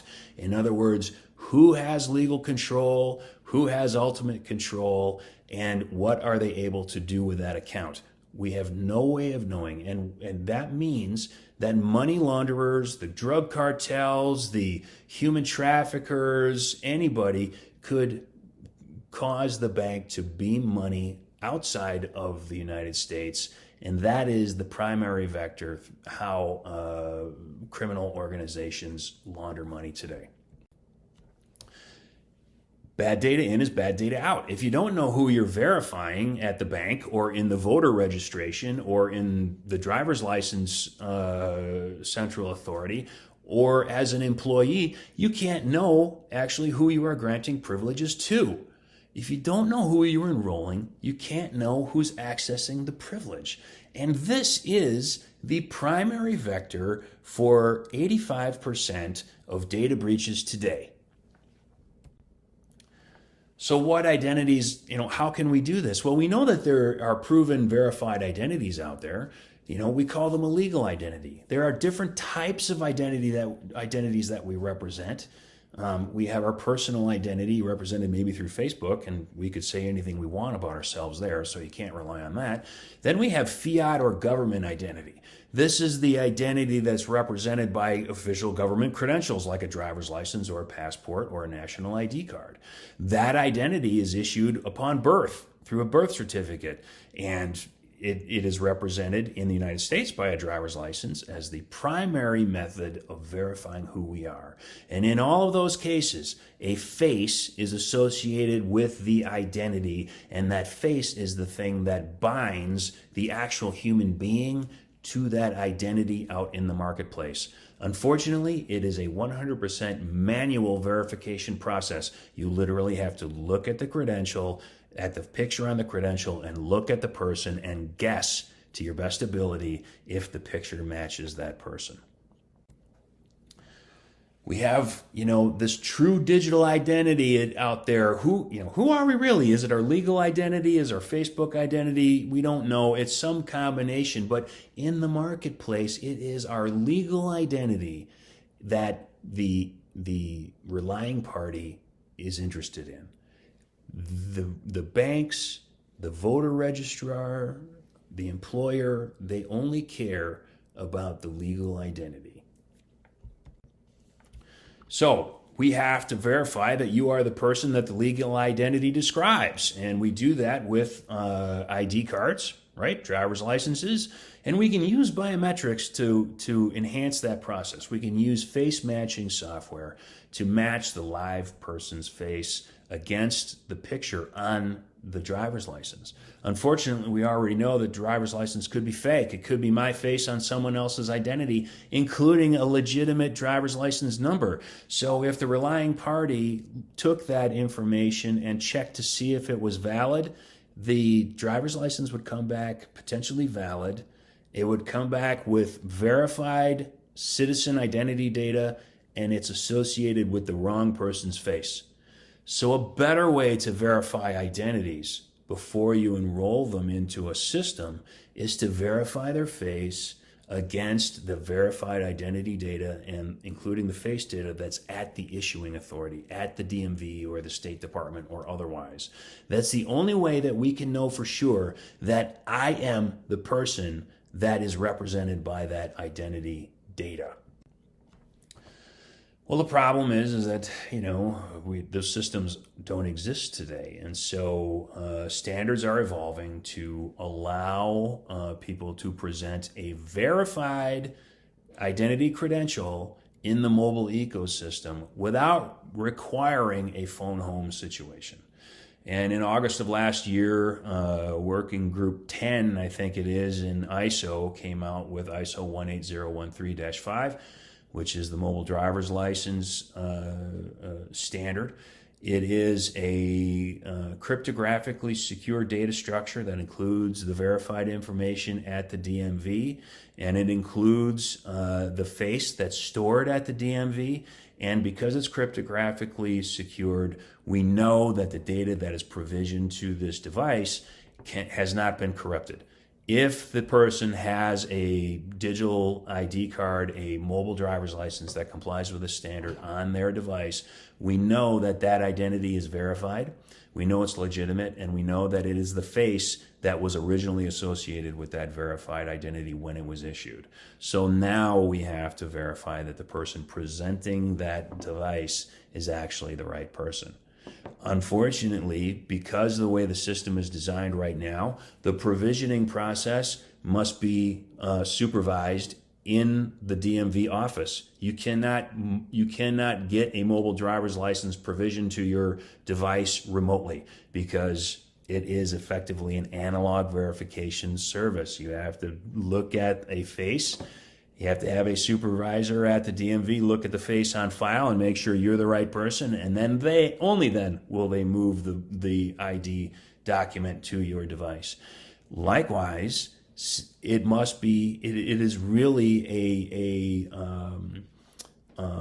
supervised authentication process as well, because you have to show them the face that's in the ID document that's on your device. That person still has to guess if it's the right person, if it's your face, if it matches closely enough. Now, we can use face matching technology to do that, and we can use liveness technology to do that. Unfortunately, there are some parameters, there are some issues around that create problems, which we'll talk about. The previous slide mentioned the PKI fallacy, and it mentioned anonymous biometrics. So let me just talk about what that means. The PKI fallacy is a false logic progression, and it says that if we have a device or a data object like a mobile driver's license that is cryptographically secured with a token or a certificate or whatever, that means we somehow know something about the user of that device. It implies that we know who is actually in control of the device and therefore in control of the data in the device and the mobile driver's license, for example. And because of this physical disconnect, we really can't know that the person holding the device is the person that's entitled to control that mobile driver's license. Well, we think that all these devices are using biometrics, and we think that secures the connection between the holder and the device. And it does connect the holder to the device. The problem is that the biometric that is stored in the device is not associated with an identity profile anywhere.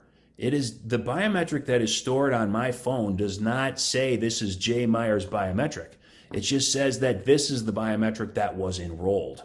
And it doesn't know whose biometric it is at all, much less if it's the same biometric of the person that is represented by the mobile driver's license.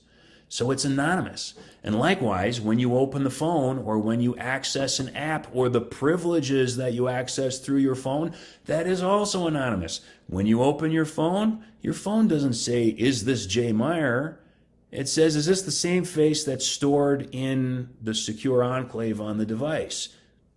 Is it the same anonymous biometric data that we collected when this person enrolled on the device?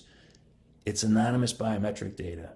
We don't know whose biometric data it is. So presumably, if I enrolled on your phone, the biometric sensor on the phone, the system on the phone would not know that I am not you.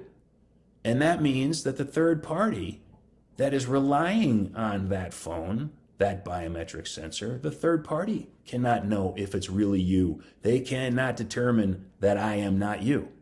And so all the privileges that the true device owner, the true MDL owner, the true privilege owners, all of those privileges are available to fraudsters through the PKI fallacy and anonymous biometrics. That has to change. Well, what makes a biometric truly strong? Well, first of all, we have to guarantee the integrity of the data that we're collecting, right? The camera on the phone, the data flow from it, that all can be corrupted. There are injection techniques. They can just simply replace the sensor if they wanted to. It's a lot of work, but it is possible.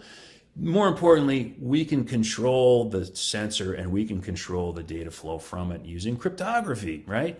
So we can know that this data, we can guarantee that this data came from the source that we are aware of.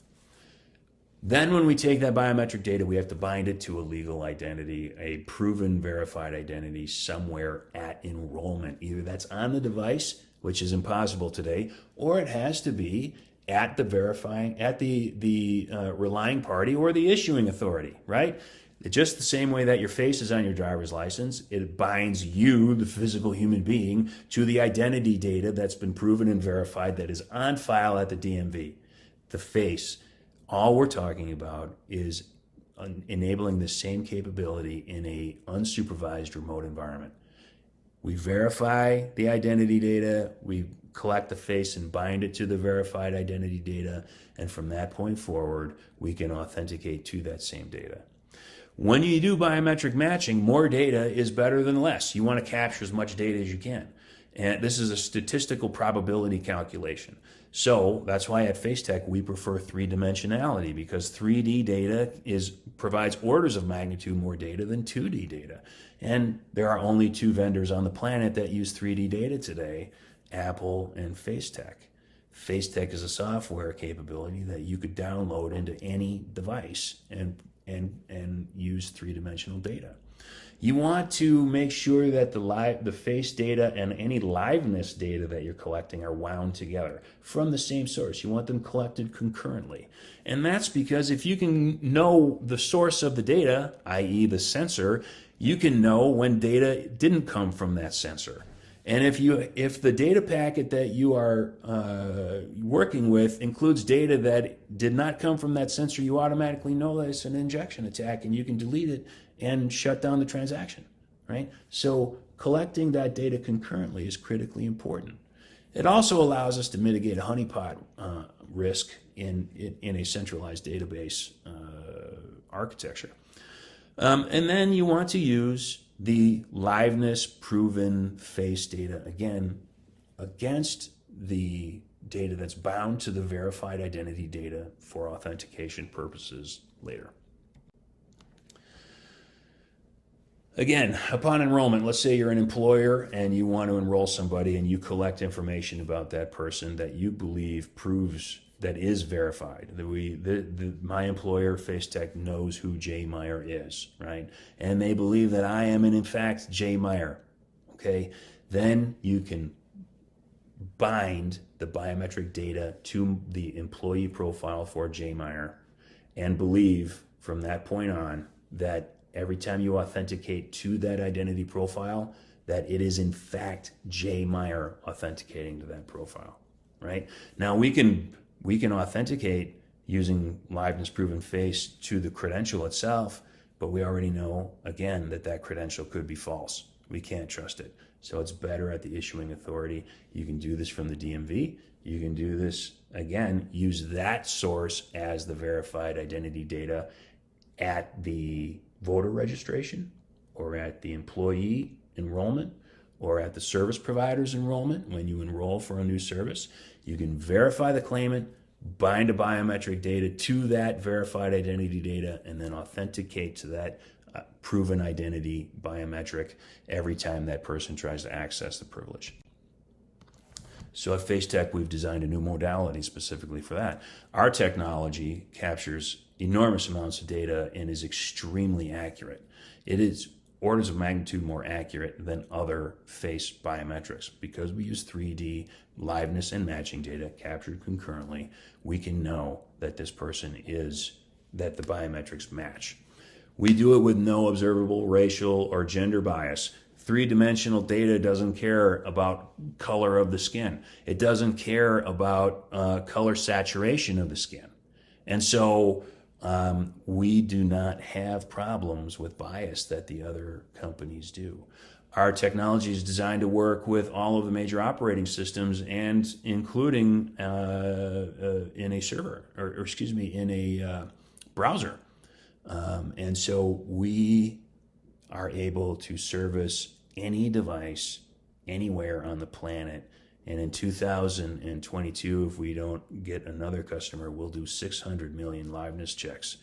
And we are growing extremely fast. So we think that we provide the strongest solution. We think that providing this identity verification and authentication capability and liveness in conjunction with a blockchain identity management system could eventually eliminate the need to rely on the issuing authority, except potentially for that initial verification process.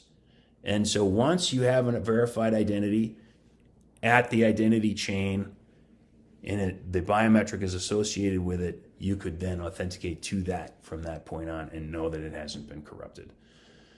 And so that's all I have for you today. I hope that you've learned something about identity verification and how we can solve a lot of problems, how we can secure privileges like voting, like banking, like access control to services on the internet. Please give me a call or email me if you have any questions, and I hope you enjoy the rest of your presentations today. Thank you. So, thank you, Jay Myers, for that wonderful presentation. For those of you who really didn't know what goes into liveness detection and what FaceTech does, well, that was the perfect opportunity to learn. So now that we've gone through some really amazing, mind-boggling stuff, it's time to once again massage your head. And Fiona, if you are here, this is to remind you that this special session is based on the question that I ask myself daily. Who am I? Who am I? I am excited, Shannon. And yeah, before we start our another game today, again, we would like to welcome all of our participants in Humanode Conference 2022. If you are on Twitch or YouTube, feel free to join us here in Gathertown. So this time it's for the game. And yeah, feel free to join us here. If you're in Gathertown, then explore, come here, come to the stage, come here. We have some great lineup coming, lectures, and then after this, we have the question and answer session and everything, basically everything you need to know about Humanode. We also have games for you to participate, and don't forget to claim your POEP of NFT with your registered email. And one more thing, this is the most important thing, Shannon. We are calling out all builders to join Humanode Hackathon, Hack the Sybil.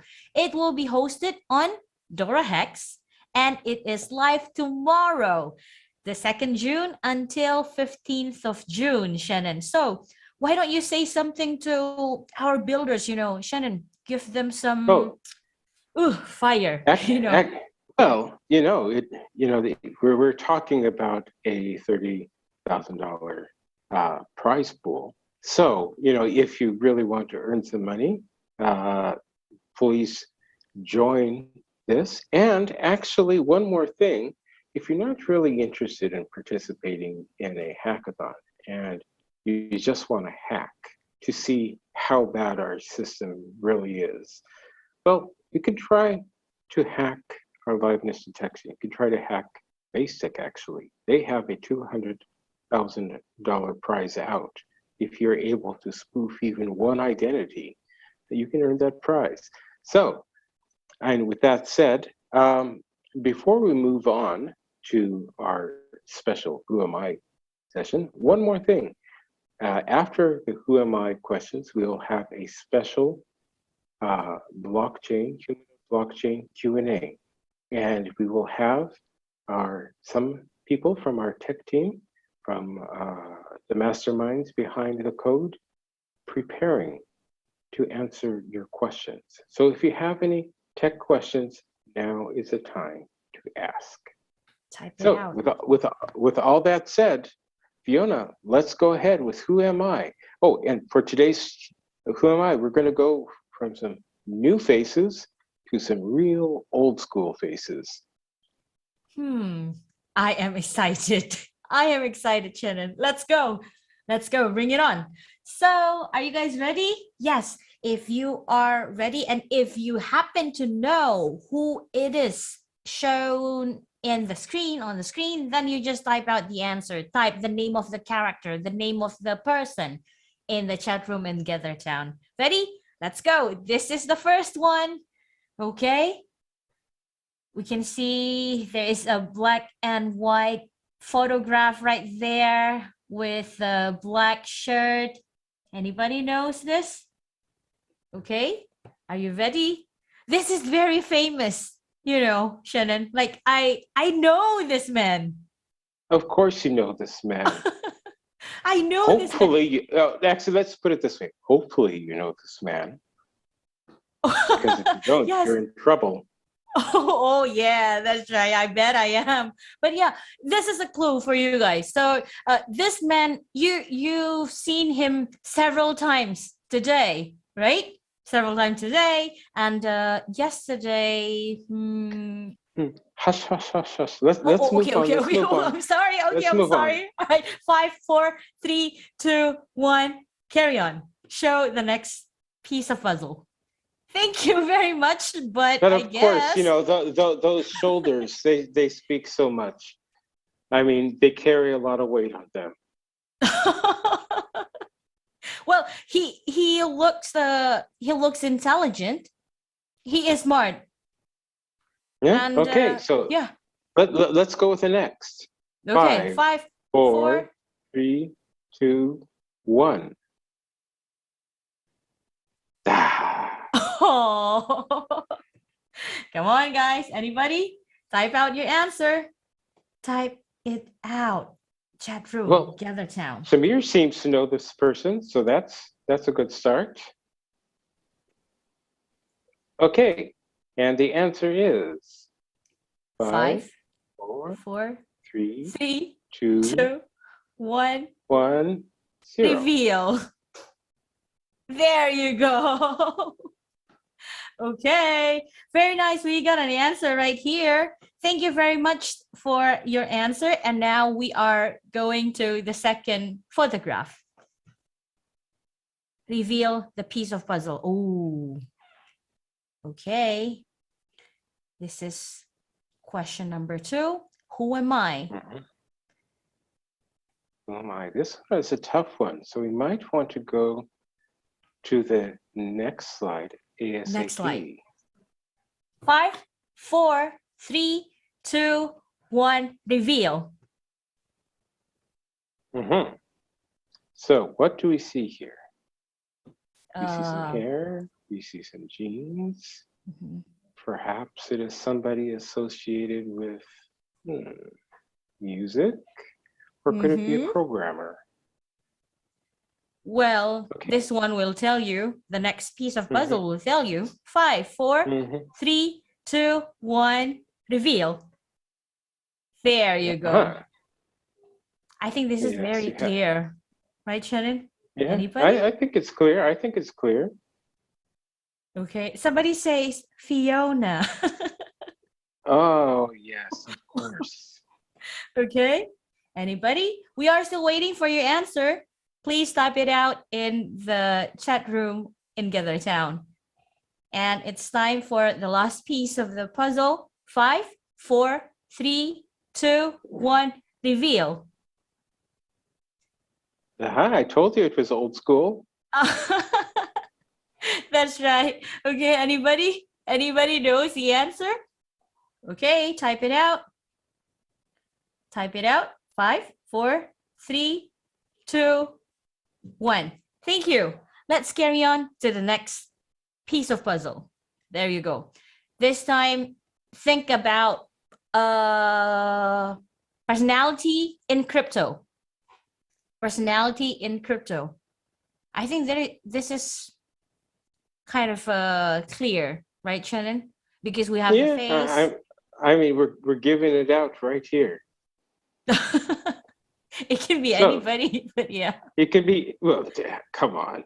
Everybody knows the crypto eye. So let's go to the next. 5, 4, 3, 2, 1, reveal. There you go. Who is that? Of course. Let me guess. Who is that? Who am I? Let me guess. Vladimir Putin. No. Guess not. I guess not. Yeah. But okay, Shannon, shall we go to the next piece of puzzle? I think so. Yes. 5, 4, 3, 2, 1, reveal. There you go. Okay, it's pretty clear right now. We have the third piece of puzzle. If you guys know the answer, please type it out in the chat room. Somebody says Republic, Alexi. Okay, well, let's go for the last clue to see if he has hair or not. Reveal, please. Okay. There you go. Yay, that's right. So we have the whole pieces of puzzle. Thank you very much. And we go to the next photograph. There you go. Yes. Okay. I think all of the personalities were men. I think this time it's time for us to... Oh, this is still another man. I think so. Yeah. Let's go to the next hint. Okay. Not many people get it here. 5, 4, 3, 2, 1. Reveal. This is going to be a tough one. This is going to be a tough one. Because unless you lived in Japan, you probably have not seen this picture of this person. 5, 4, 3, 2, 1, reveal. Yes, and of course, this is very old school. So if you are a young builder or a young hacker, you might want to run up into the kitchen and ask your mother who this person is, and she will scream all over the place. Oh, wow. Must be very famous back then. Back then and still now. Okay, it's time to reveal the whole piece of puzzle. 5, 4, 3, 2, 1, reveal. There you go. Thank you. Yes, thank you very much. So again, guys, if you have just joined, welcome to Humanode Conference 2022. We are now in our game. It's Who Am I contest. But after this, we have the Q&A session. So beside joining our game, participating in our game, we also would like to invite you, everybody, to ask your questions for the Q&A session, right, Shannon? Now, before we go into the Q&A session, we have one more, don't we? For the Who Am I? Yeah, that's right. Actually, it's the woman, right, Shannon? Yes. So let's go for our last Who Am I? One more. One more. Okay, hopefully we have it. Joey. Mm, no. Yeah, I think. Oh, Oh, there we wait, actually, go. yes, that's right. We have it. We have it. Okay, one more. Yes. One more. Somebody says Beethoven. Okay. This time, think about we can see from the chin. This is like a woman's chin, right? And this is a world famous chin. World famous chin. Yeah. Yes. Okay, 5, 4, 3, 2, 1, reveal. And yes, that beautiful neck. So, Beautiful chin, beautiful neck. okay, 5, 4, 3, 2, 1, reveal. Mm-hmm. Okay. And the last piece. The last piece is 5, 5, 4. 4, 3, 2, 1, reveal. Thank you. Okay, we have the whole photograph and it is Yes. very clear now. If you happen to know the answer, please type it out in the chat room in Gathertown. Yes, so since we don't want to, before we move on to the blockchain Q&A, we don't want people to be stranded there saying, who the hell was that? So, Fiona, do you want to give us a quick rundown of who that was? Just go from the top, 1, 2, 3, 4, 5. Of course, of course. You can see, as you can see in your screen, the first picture of the screen on the screen. Can you see it? That's right, the man with the suit, the black suit. That one was Humanode founder, Dato Kavasi. Yes. That's Okay, right. and the second one? And the second one, the one with long hair. And tattoos? Yes, and tattoos. Was? And Ozzy Osbourne, of course. Yes, of course. And then the third one, yes. This is the one that everybody has been saying, oh, of course, this is Republic Alexei. It didn't really look like him, but who was it? Yeah, and you said Vladimir Putin earlier, but this is actually, I can tell you that this is a crypto personality. So this man was called Joe Lubin, the third picture. Okay. Okay. And then the fourth, another man, the fourth picture was John Taylor. Yes. If you ever listened to, or if your mother ever listened to Duran Duran, he was one of those handsome faces that had women across the globe screaming and yearning for him. Yeah. And the last one, somebody says Sasha Shalina. And oh, yeah, very, very close. Somebody says Angelina. Close, maybe. But the answer is Audrey Toto. That is correct. That's right. Okay, so that's it for our Who Am I quiz session. And it's time to go on to a special Q&A session. So, shall we move on? And for this special Q&A session, we have collected some questions from all of our platforms here. And we have a list of questions about blockchain to ask our tech team. And for this, I have invited Noah, one of our engineers, to come on and help answer the questions. Welcome, Noah. Hello, Shannon. Glad to be here. I'll do the best I can. Okay. So I shall ask you some questions here that we have gathered. And once I ask them, I hope you'll be able to answer. And the first one is going to be a very simple one, okay? It says, okay, this is based on the Humanode network, I believe. It says, how many transactions can the network handle? Yeah, that's a good question. Right now, we're producing blocks every 6 seconds, and we aim to have about 2 seconds worth of transactions for every block. So that turns out to be around 1 transaction every 3 real-world seconds.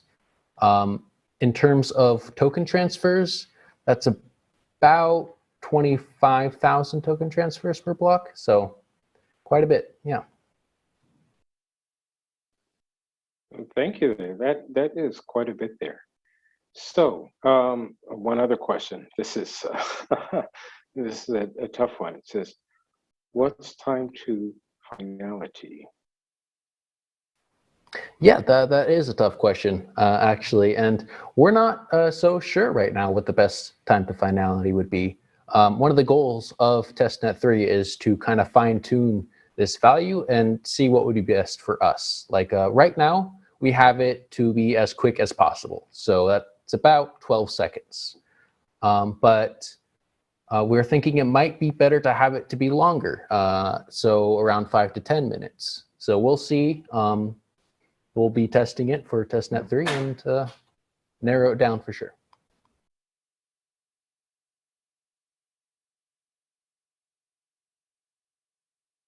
Okay, then here's an additional question that I'll just throw in there.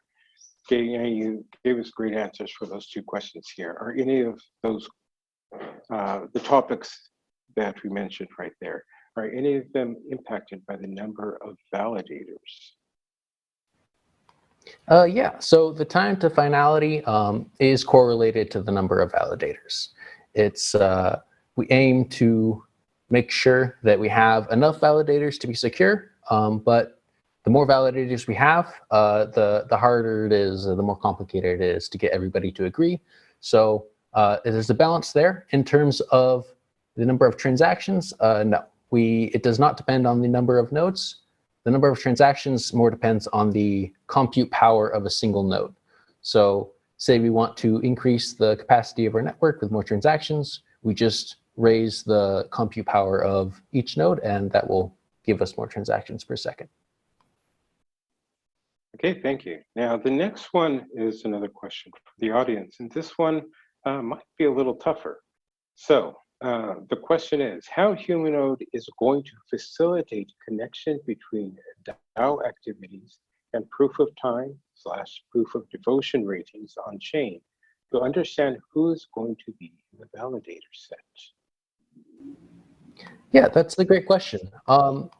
So the underlying problem is we can't really, so we have transactions and we reward the nodes for reward validators for computing those transactions, but we can't really reward everybody. We need to have this set of people that are rewarded. Otherwise, nobody's going to be making much, and they won't be fully compensated for their computer, for their node running. So the question is, how do we decide who gets to be in that validator set of who gets rewarded for running their node? And we've come up with the DAO can basically say whoever is most dedicated, who has this proof of time, who's been putting in the work and being an active community member, has a higher kind of list or spot in the validator set. So it's very easy to get rewarded for your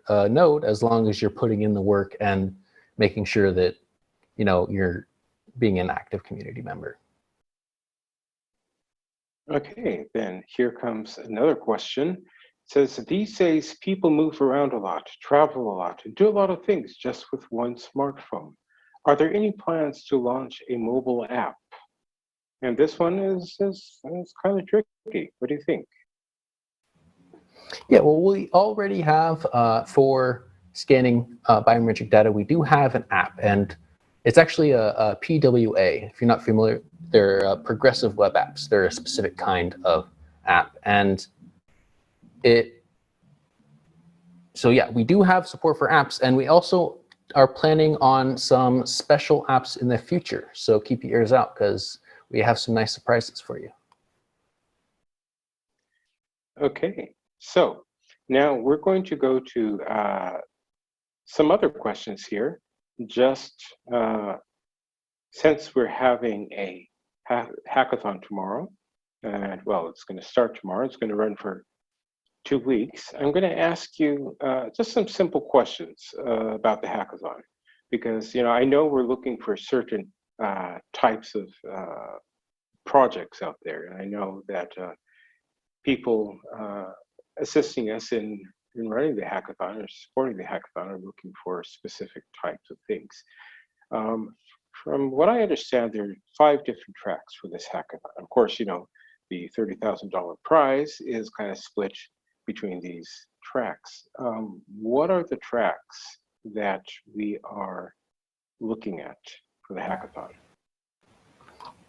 Yeah, there's, like you said, there's 5 tracks, and from personal experience, it's hard to find kind of exactly what you want to do for a hackathon like this. So we have these categories that you can choose from. And the first one is a UI UX track. So kind of user experience with private biometric authentication and improving the Web3 experience in general. Another one we could do is chain tools. So viewing the Humanode chain, like exploration, analysis, dev tooling, that kind of stuff. There is a special track, and this is kind of up to you on what you want to do. Art, gaming, really, it's an open book there. Feel free to be as creative as you want. That is an exciting track. I'm looking forward to seeing what people make of that. There's the DAO track, so involving models of governance and other token-based voting systems, stuff like that. And then just general dApps for the Humanode, so to help validators organize or manage or automate tasks and stuff like that. Okay, thank you. So there's one more question here. And this question is actually, I wouldn't say there's a hard answer here. But, what kind of, things are we thinking? What kind of dApps or what kind of projects are we thinking of? Are there any ideas of things that we are hoping to be created? Anything in mind? Yeah, for Humanode, like we're focusing on like a community platform. So it would be awesome to see like using biometric authentication to create stuff like social media, for example, would be very cool. Like the idea of knowing that you are communicating with a human instead of, on today's platforms, you don't know if it's a bot, you don't know. So it's very cool to see how many different ways we can apply just knowing that you're communicating with another human and that we have proof that you are. Okay, now here's going to be a curveball question that just came in. And the question is, where's our biometrics identity stored? And can Humanode access our biometrics identity data? So are you up for this one? Yeah, I'll try to answer that. Well, the short answer is no. We can't access your data. It's stored on a private server, and once it boots up, like nobody has access to it at all. It is inaccessible to its surrounding environment. It's stored in, as far as I know, it's stored in a virtual machine that is kind of permissionless in that way. So nobody has access. The only thing we can do is ask if somebody's authenticated, or we can store new authentications into the server. So. Okay, Noah, thank you very much. And that's it for today's blockchain Q&A session. Remember, everybody is welcome to ask any of these questions in our Discord or in our Telegram channels. And for the questions, if we are able to answer, we'll be happy to answer them. So once again, thank you, Noah. Thanks for having me. It was a pleasure.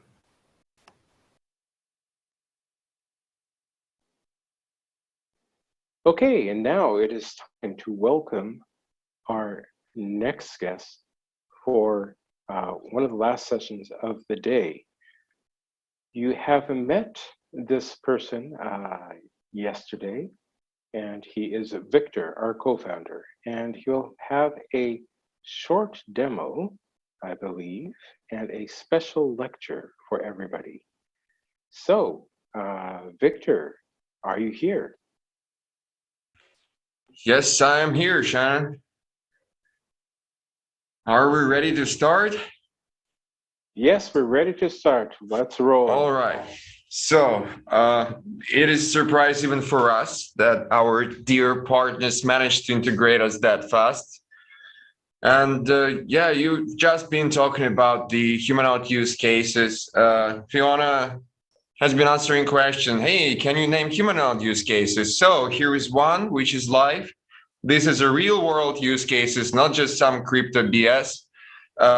This is something that I already used last week, despite the fact that I'm in Batumi, Georgia, for my universal basic income coming from Circles protocol, which is not live yet. Only about 400 people are using it currently, no more. But they have parties in Germany, Munich, every second week. And last Friday, there was a party in a real bar, which was called Substance Bar. You can check it out on the internet and even go there. So what was happening is that as our integration with Circles was finished, people could go verify themselves as unique human beings through Humanode, and then finally use their universal basic income, because if people got trusted by Humanode protocol, they are automatically trusted by bars in future shops. And of course, you can come directly to a bar and ask the bartender, hey, can you prove I'm unique? But what would you do if you need a delivery, for example? There's nothing you can do. And this is also a great entry point for new users of Circles.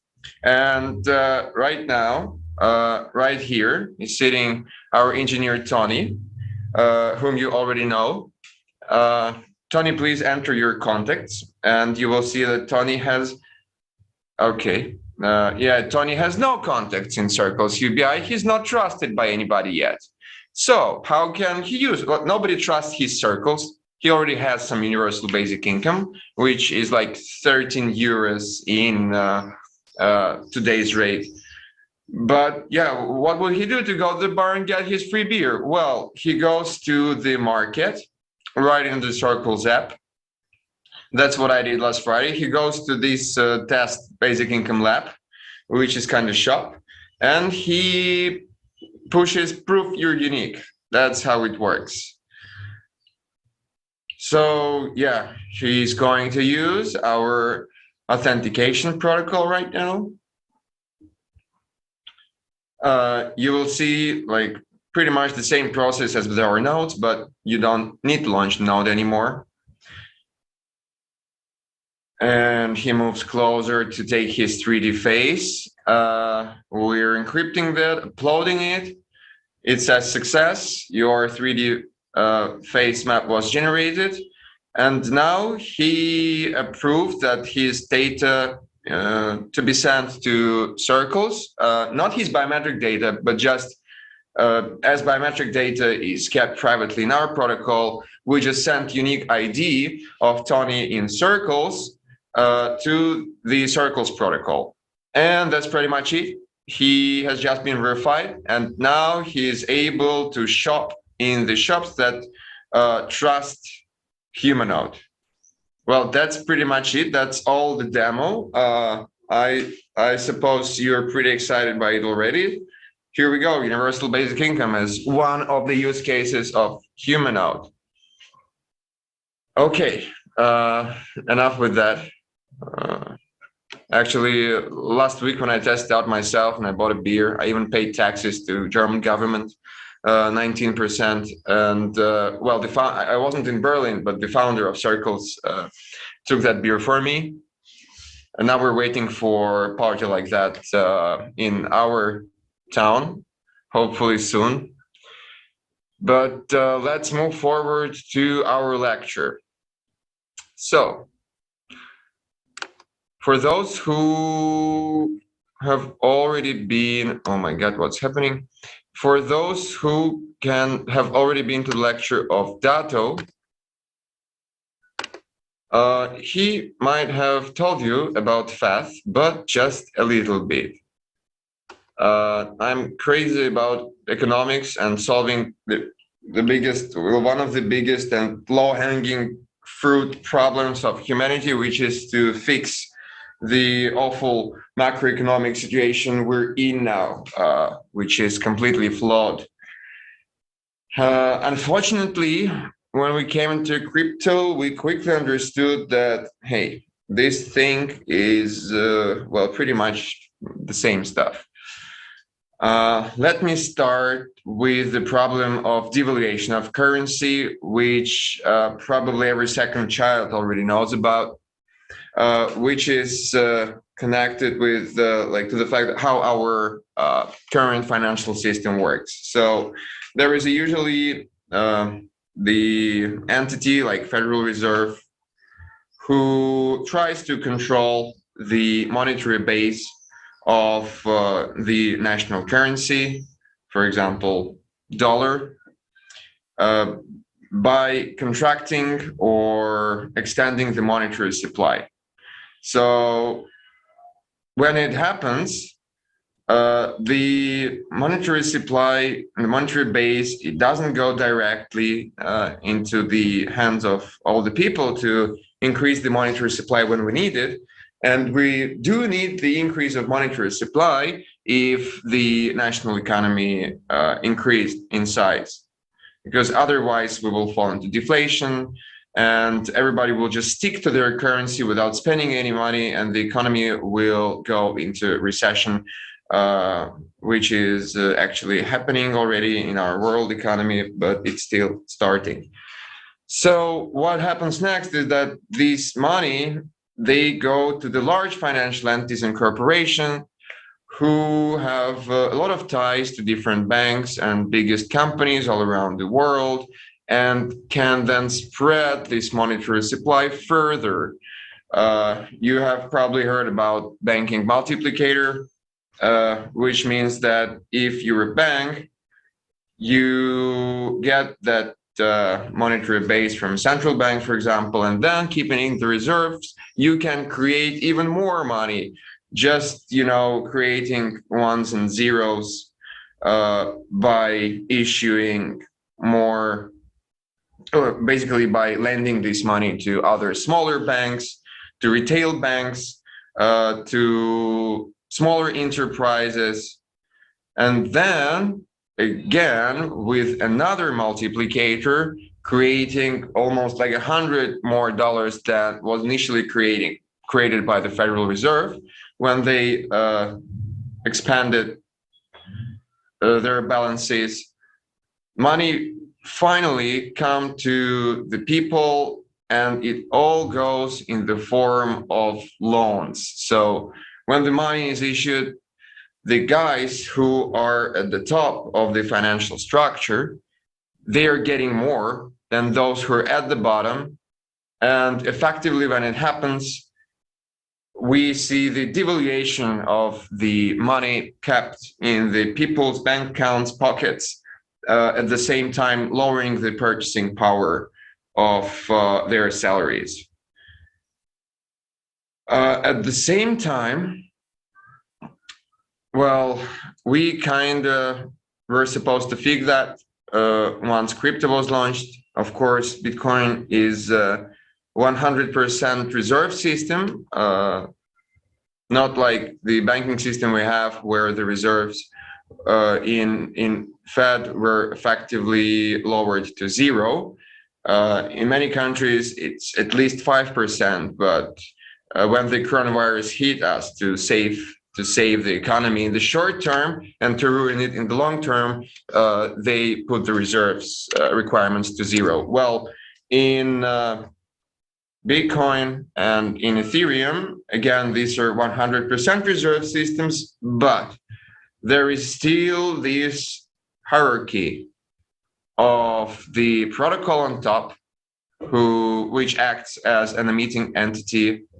Then we have mining pools, who kind of act as big banks, which, you know, take the liquidity of all the smaller banks miners together in order for a system to be more efficient and liquid, meaning that you can get your coins faster if you join the mining pool. If you're a standalone miner, you will be waiting for ages to get your Bitcoin, and the probability of getting it so low that you have no other economical option but to join mining pools. So what happens next is that, of course, these mining pools distribute then the protocol emission to the miners themselves, but they take their commission, right?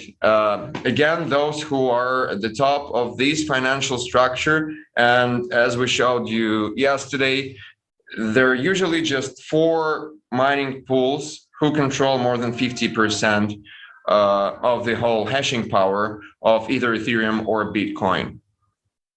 And well, but what happens with the real users of Bitcoin who use it to buy, to sell services or goods?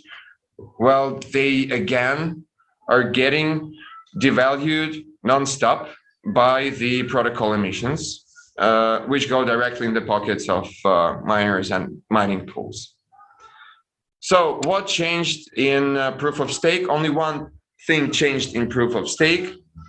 Basically, in proof of work, there was this advantage of when you can buy a lot of equipment with a discount if you have a lot of money, basically.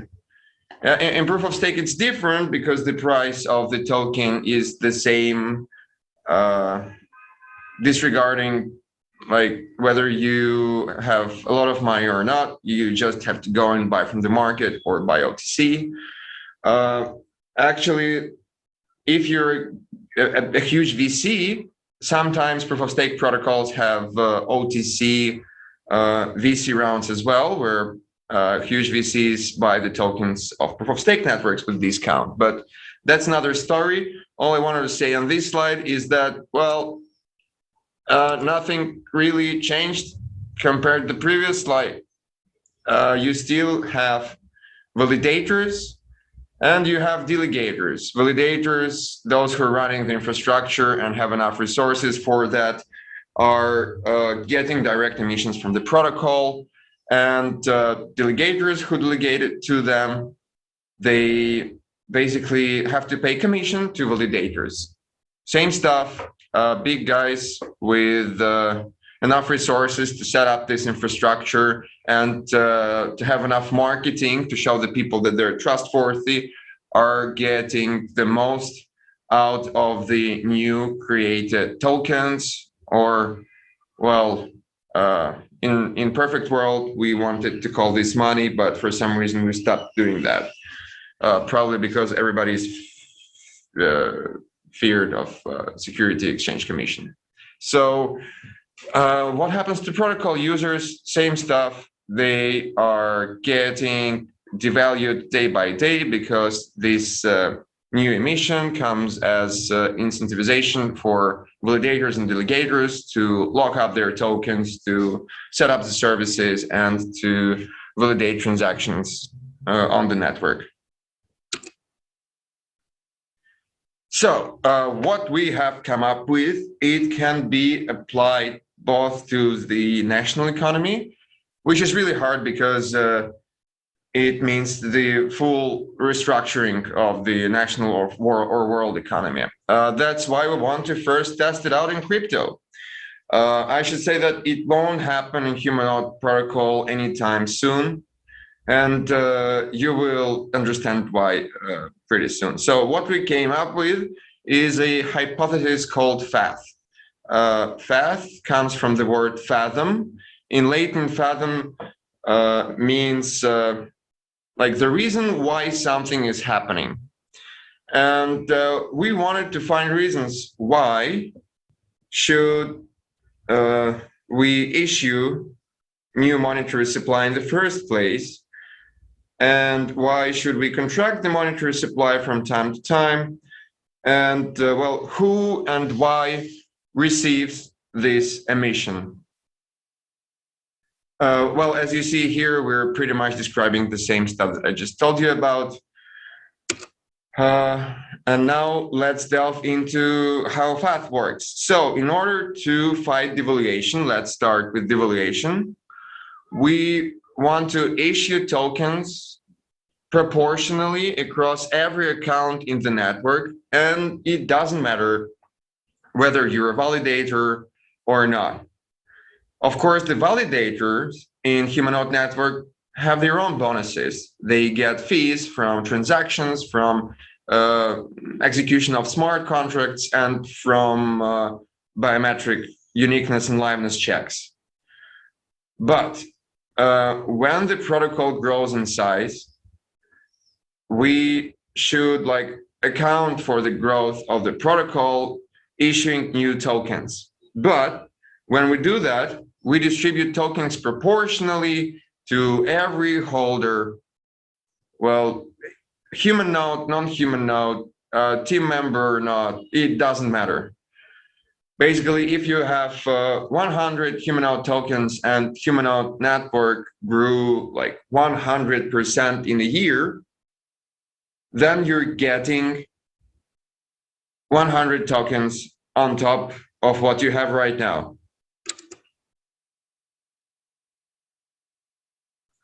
Basically, well, in other words, this is like proportional emission of tokens, and it happens based on the growth of the network. Well, you can see what happened in the last 2 years. The coronavirus started, economies all around the world contracted in terms of production, supply chains were halted. And in order to save the economy, what did they do? They started like pouring money into the economy to save it, to save the businesses. However, the result of it is high inflation. Well, it was completely expected. Why? Because when your economy goes down, that means that you don't need that much money anymore in the economy. You need to contract the monetary supply. And this is what we call the negative feedback loop. It's like when your economy goes into negative, you should like negate this effect by contracting monetary supply. Otherwise, you will be in a situation like we have now. We have more money, but less products. And this means that the money is like losing its value. I'm not telling that dollar is losing its value at the moment, because it's actually like growing in its position, but this is temporary thing. This is what happened over and over. You can check out the charts of the beginning of this century. And what happened then is the, not hyper, but still pretty high inflation. So I think that's pretty much it. And Shannon, as you have heard about FATH 100 times already, if I wasn't too clear enough, you can ask me any questions and we can clarify FATH for the people. Oh, I think it's pretty clear, at least for me, it's pretty clear. So, of course, you mentioned that if more,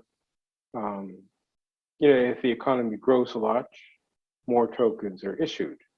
And of course, if the economy of a Humanode network crashes and goes into a recession and we have negative growth, that means that tokens are slashed across the board, right?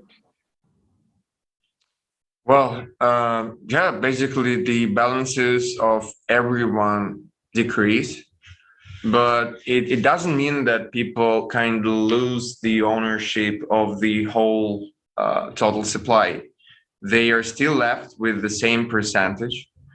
And, this is used both as incentivization of people to, to participate, uh, to try and grow the network itself so that their holdings grow in numbers.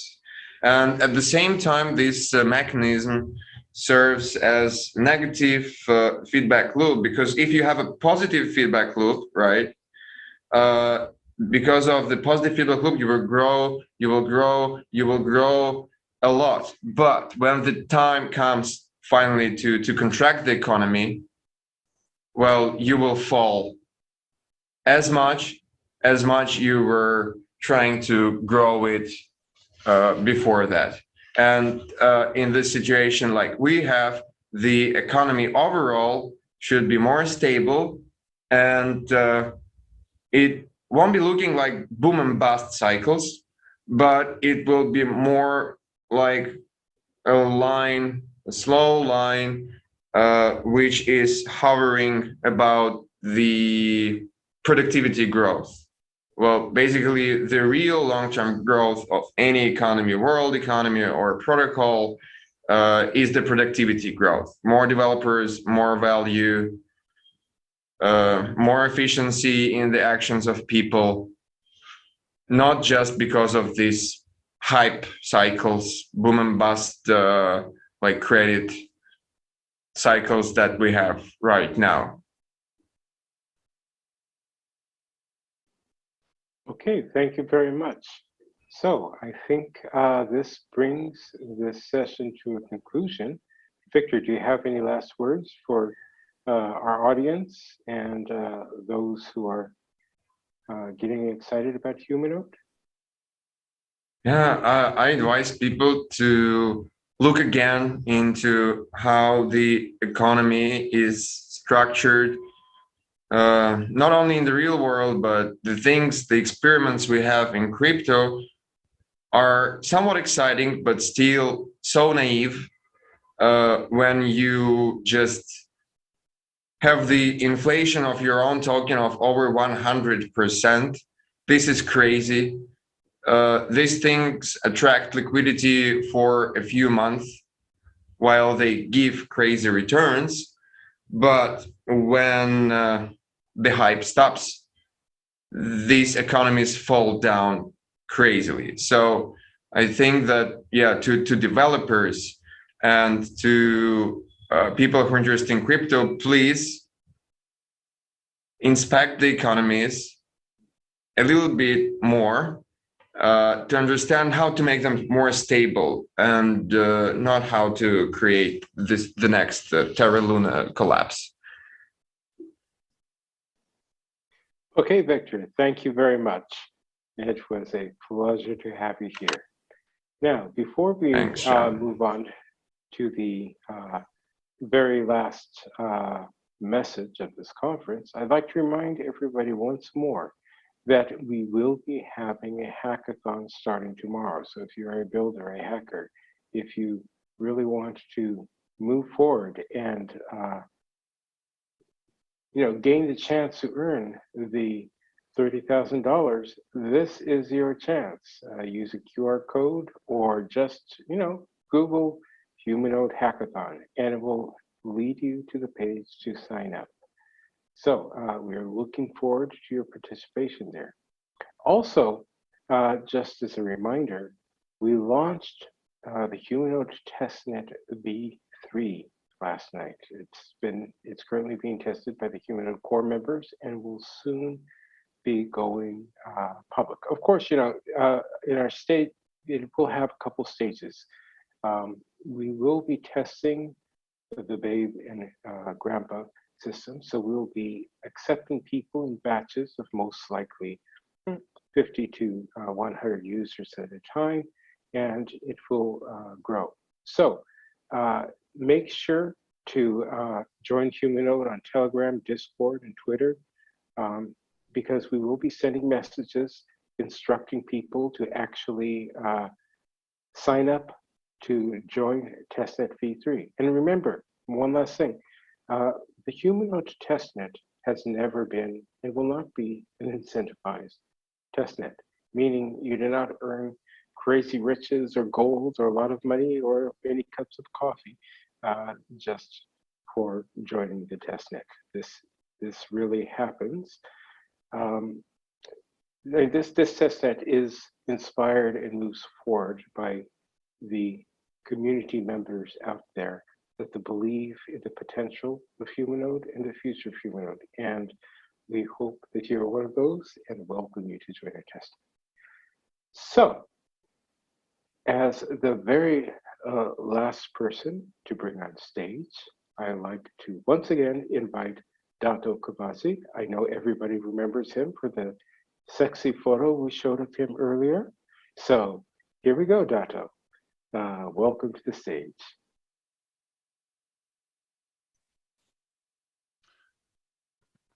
Thank you, Shen, for once again inviting me here. Yeah, that was pretty embarrassing. I didn't know that photo would be there. So please just, I hope that the like artificial intelligence of the future will erase this episode from existence since it becomes into its general form. But without further ado, I would like to thank once again everyone for taking part in Humanode Conference in whatever form it actually happened, whether you were just a participant at Gather, you were at YouTube or Twitch, or you were a hardcore, mover of the sessions like Fiona and Shannon. Thank you very much for doing the job that you did. That was quite intense for 2 days. Thank you, all the presenters. I hope they were able to, entertain you as much as share knowledge on quite a difficult thing that we're trying to cover here. Technologically speaking, this is a path that wasn't untaken by others. Actually, probably we're on the front run of the biometric civil resistance in a decentralized way, and hopefully that conferences like this get us, to understand each other better, to bridge gaps between devs behind this and the community that is supporting it. And actually, I would say that this conference is just a demonstration of our unity and cooperation, because, well, developers at Humanode are available to questions, I would guess, any day. At the time, they're not busy trying to build something completely new for this world. And also, thank you much for the unseen team that most of the participants in our conference don't see or hear, but they are there and they're controlling stuff and moving stuff and directing stuff. So thank you very much to them as well.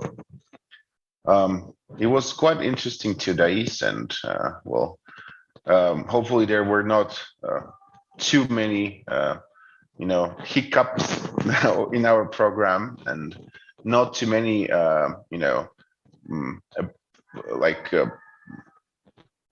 floods of information by the people from outside that tried to overtake the video and audio feed of our conference.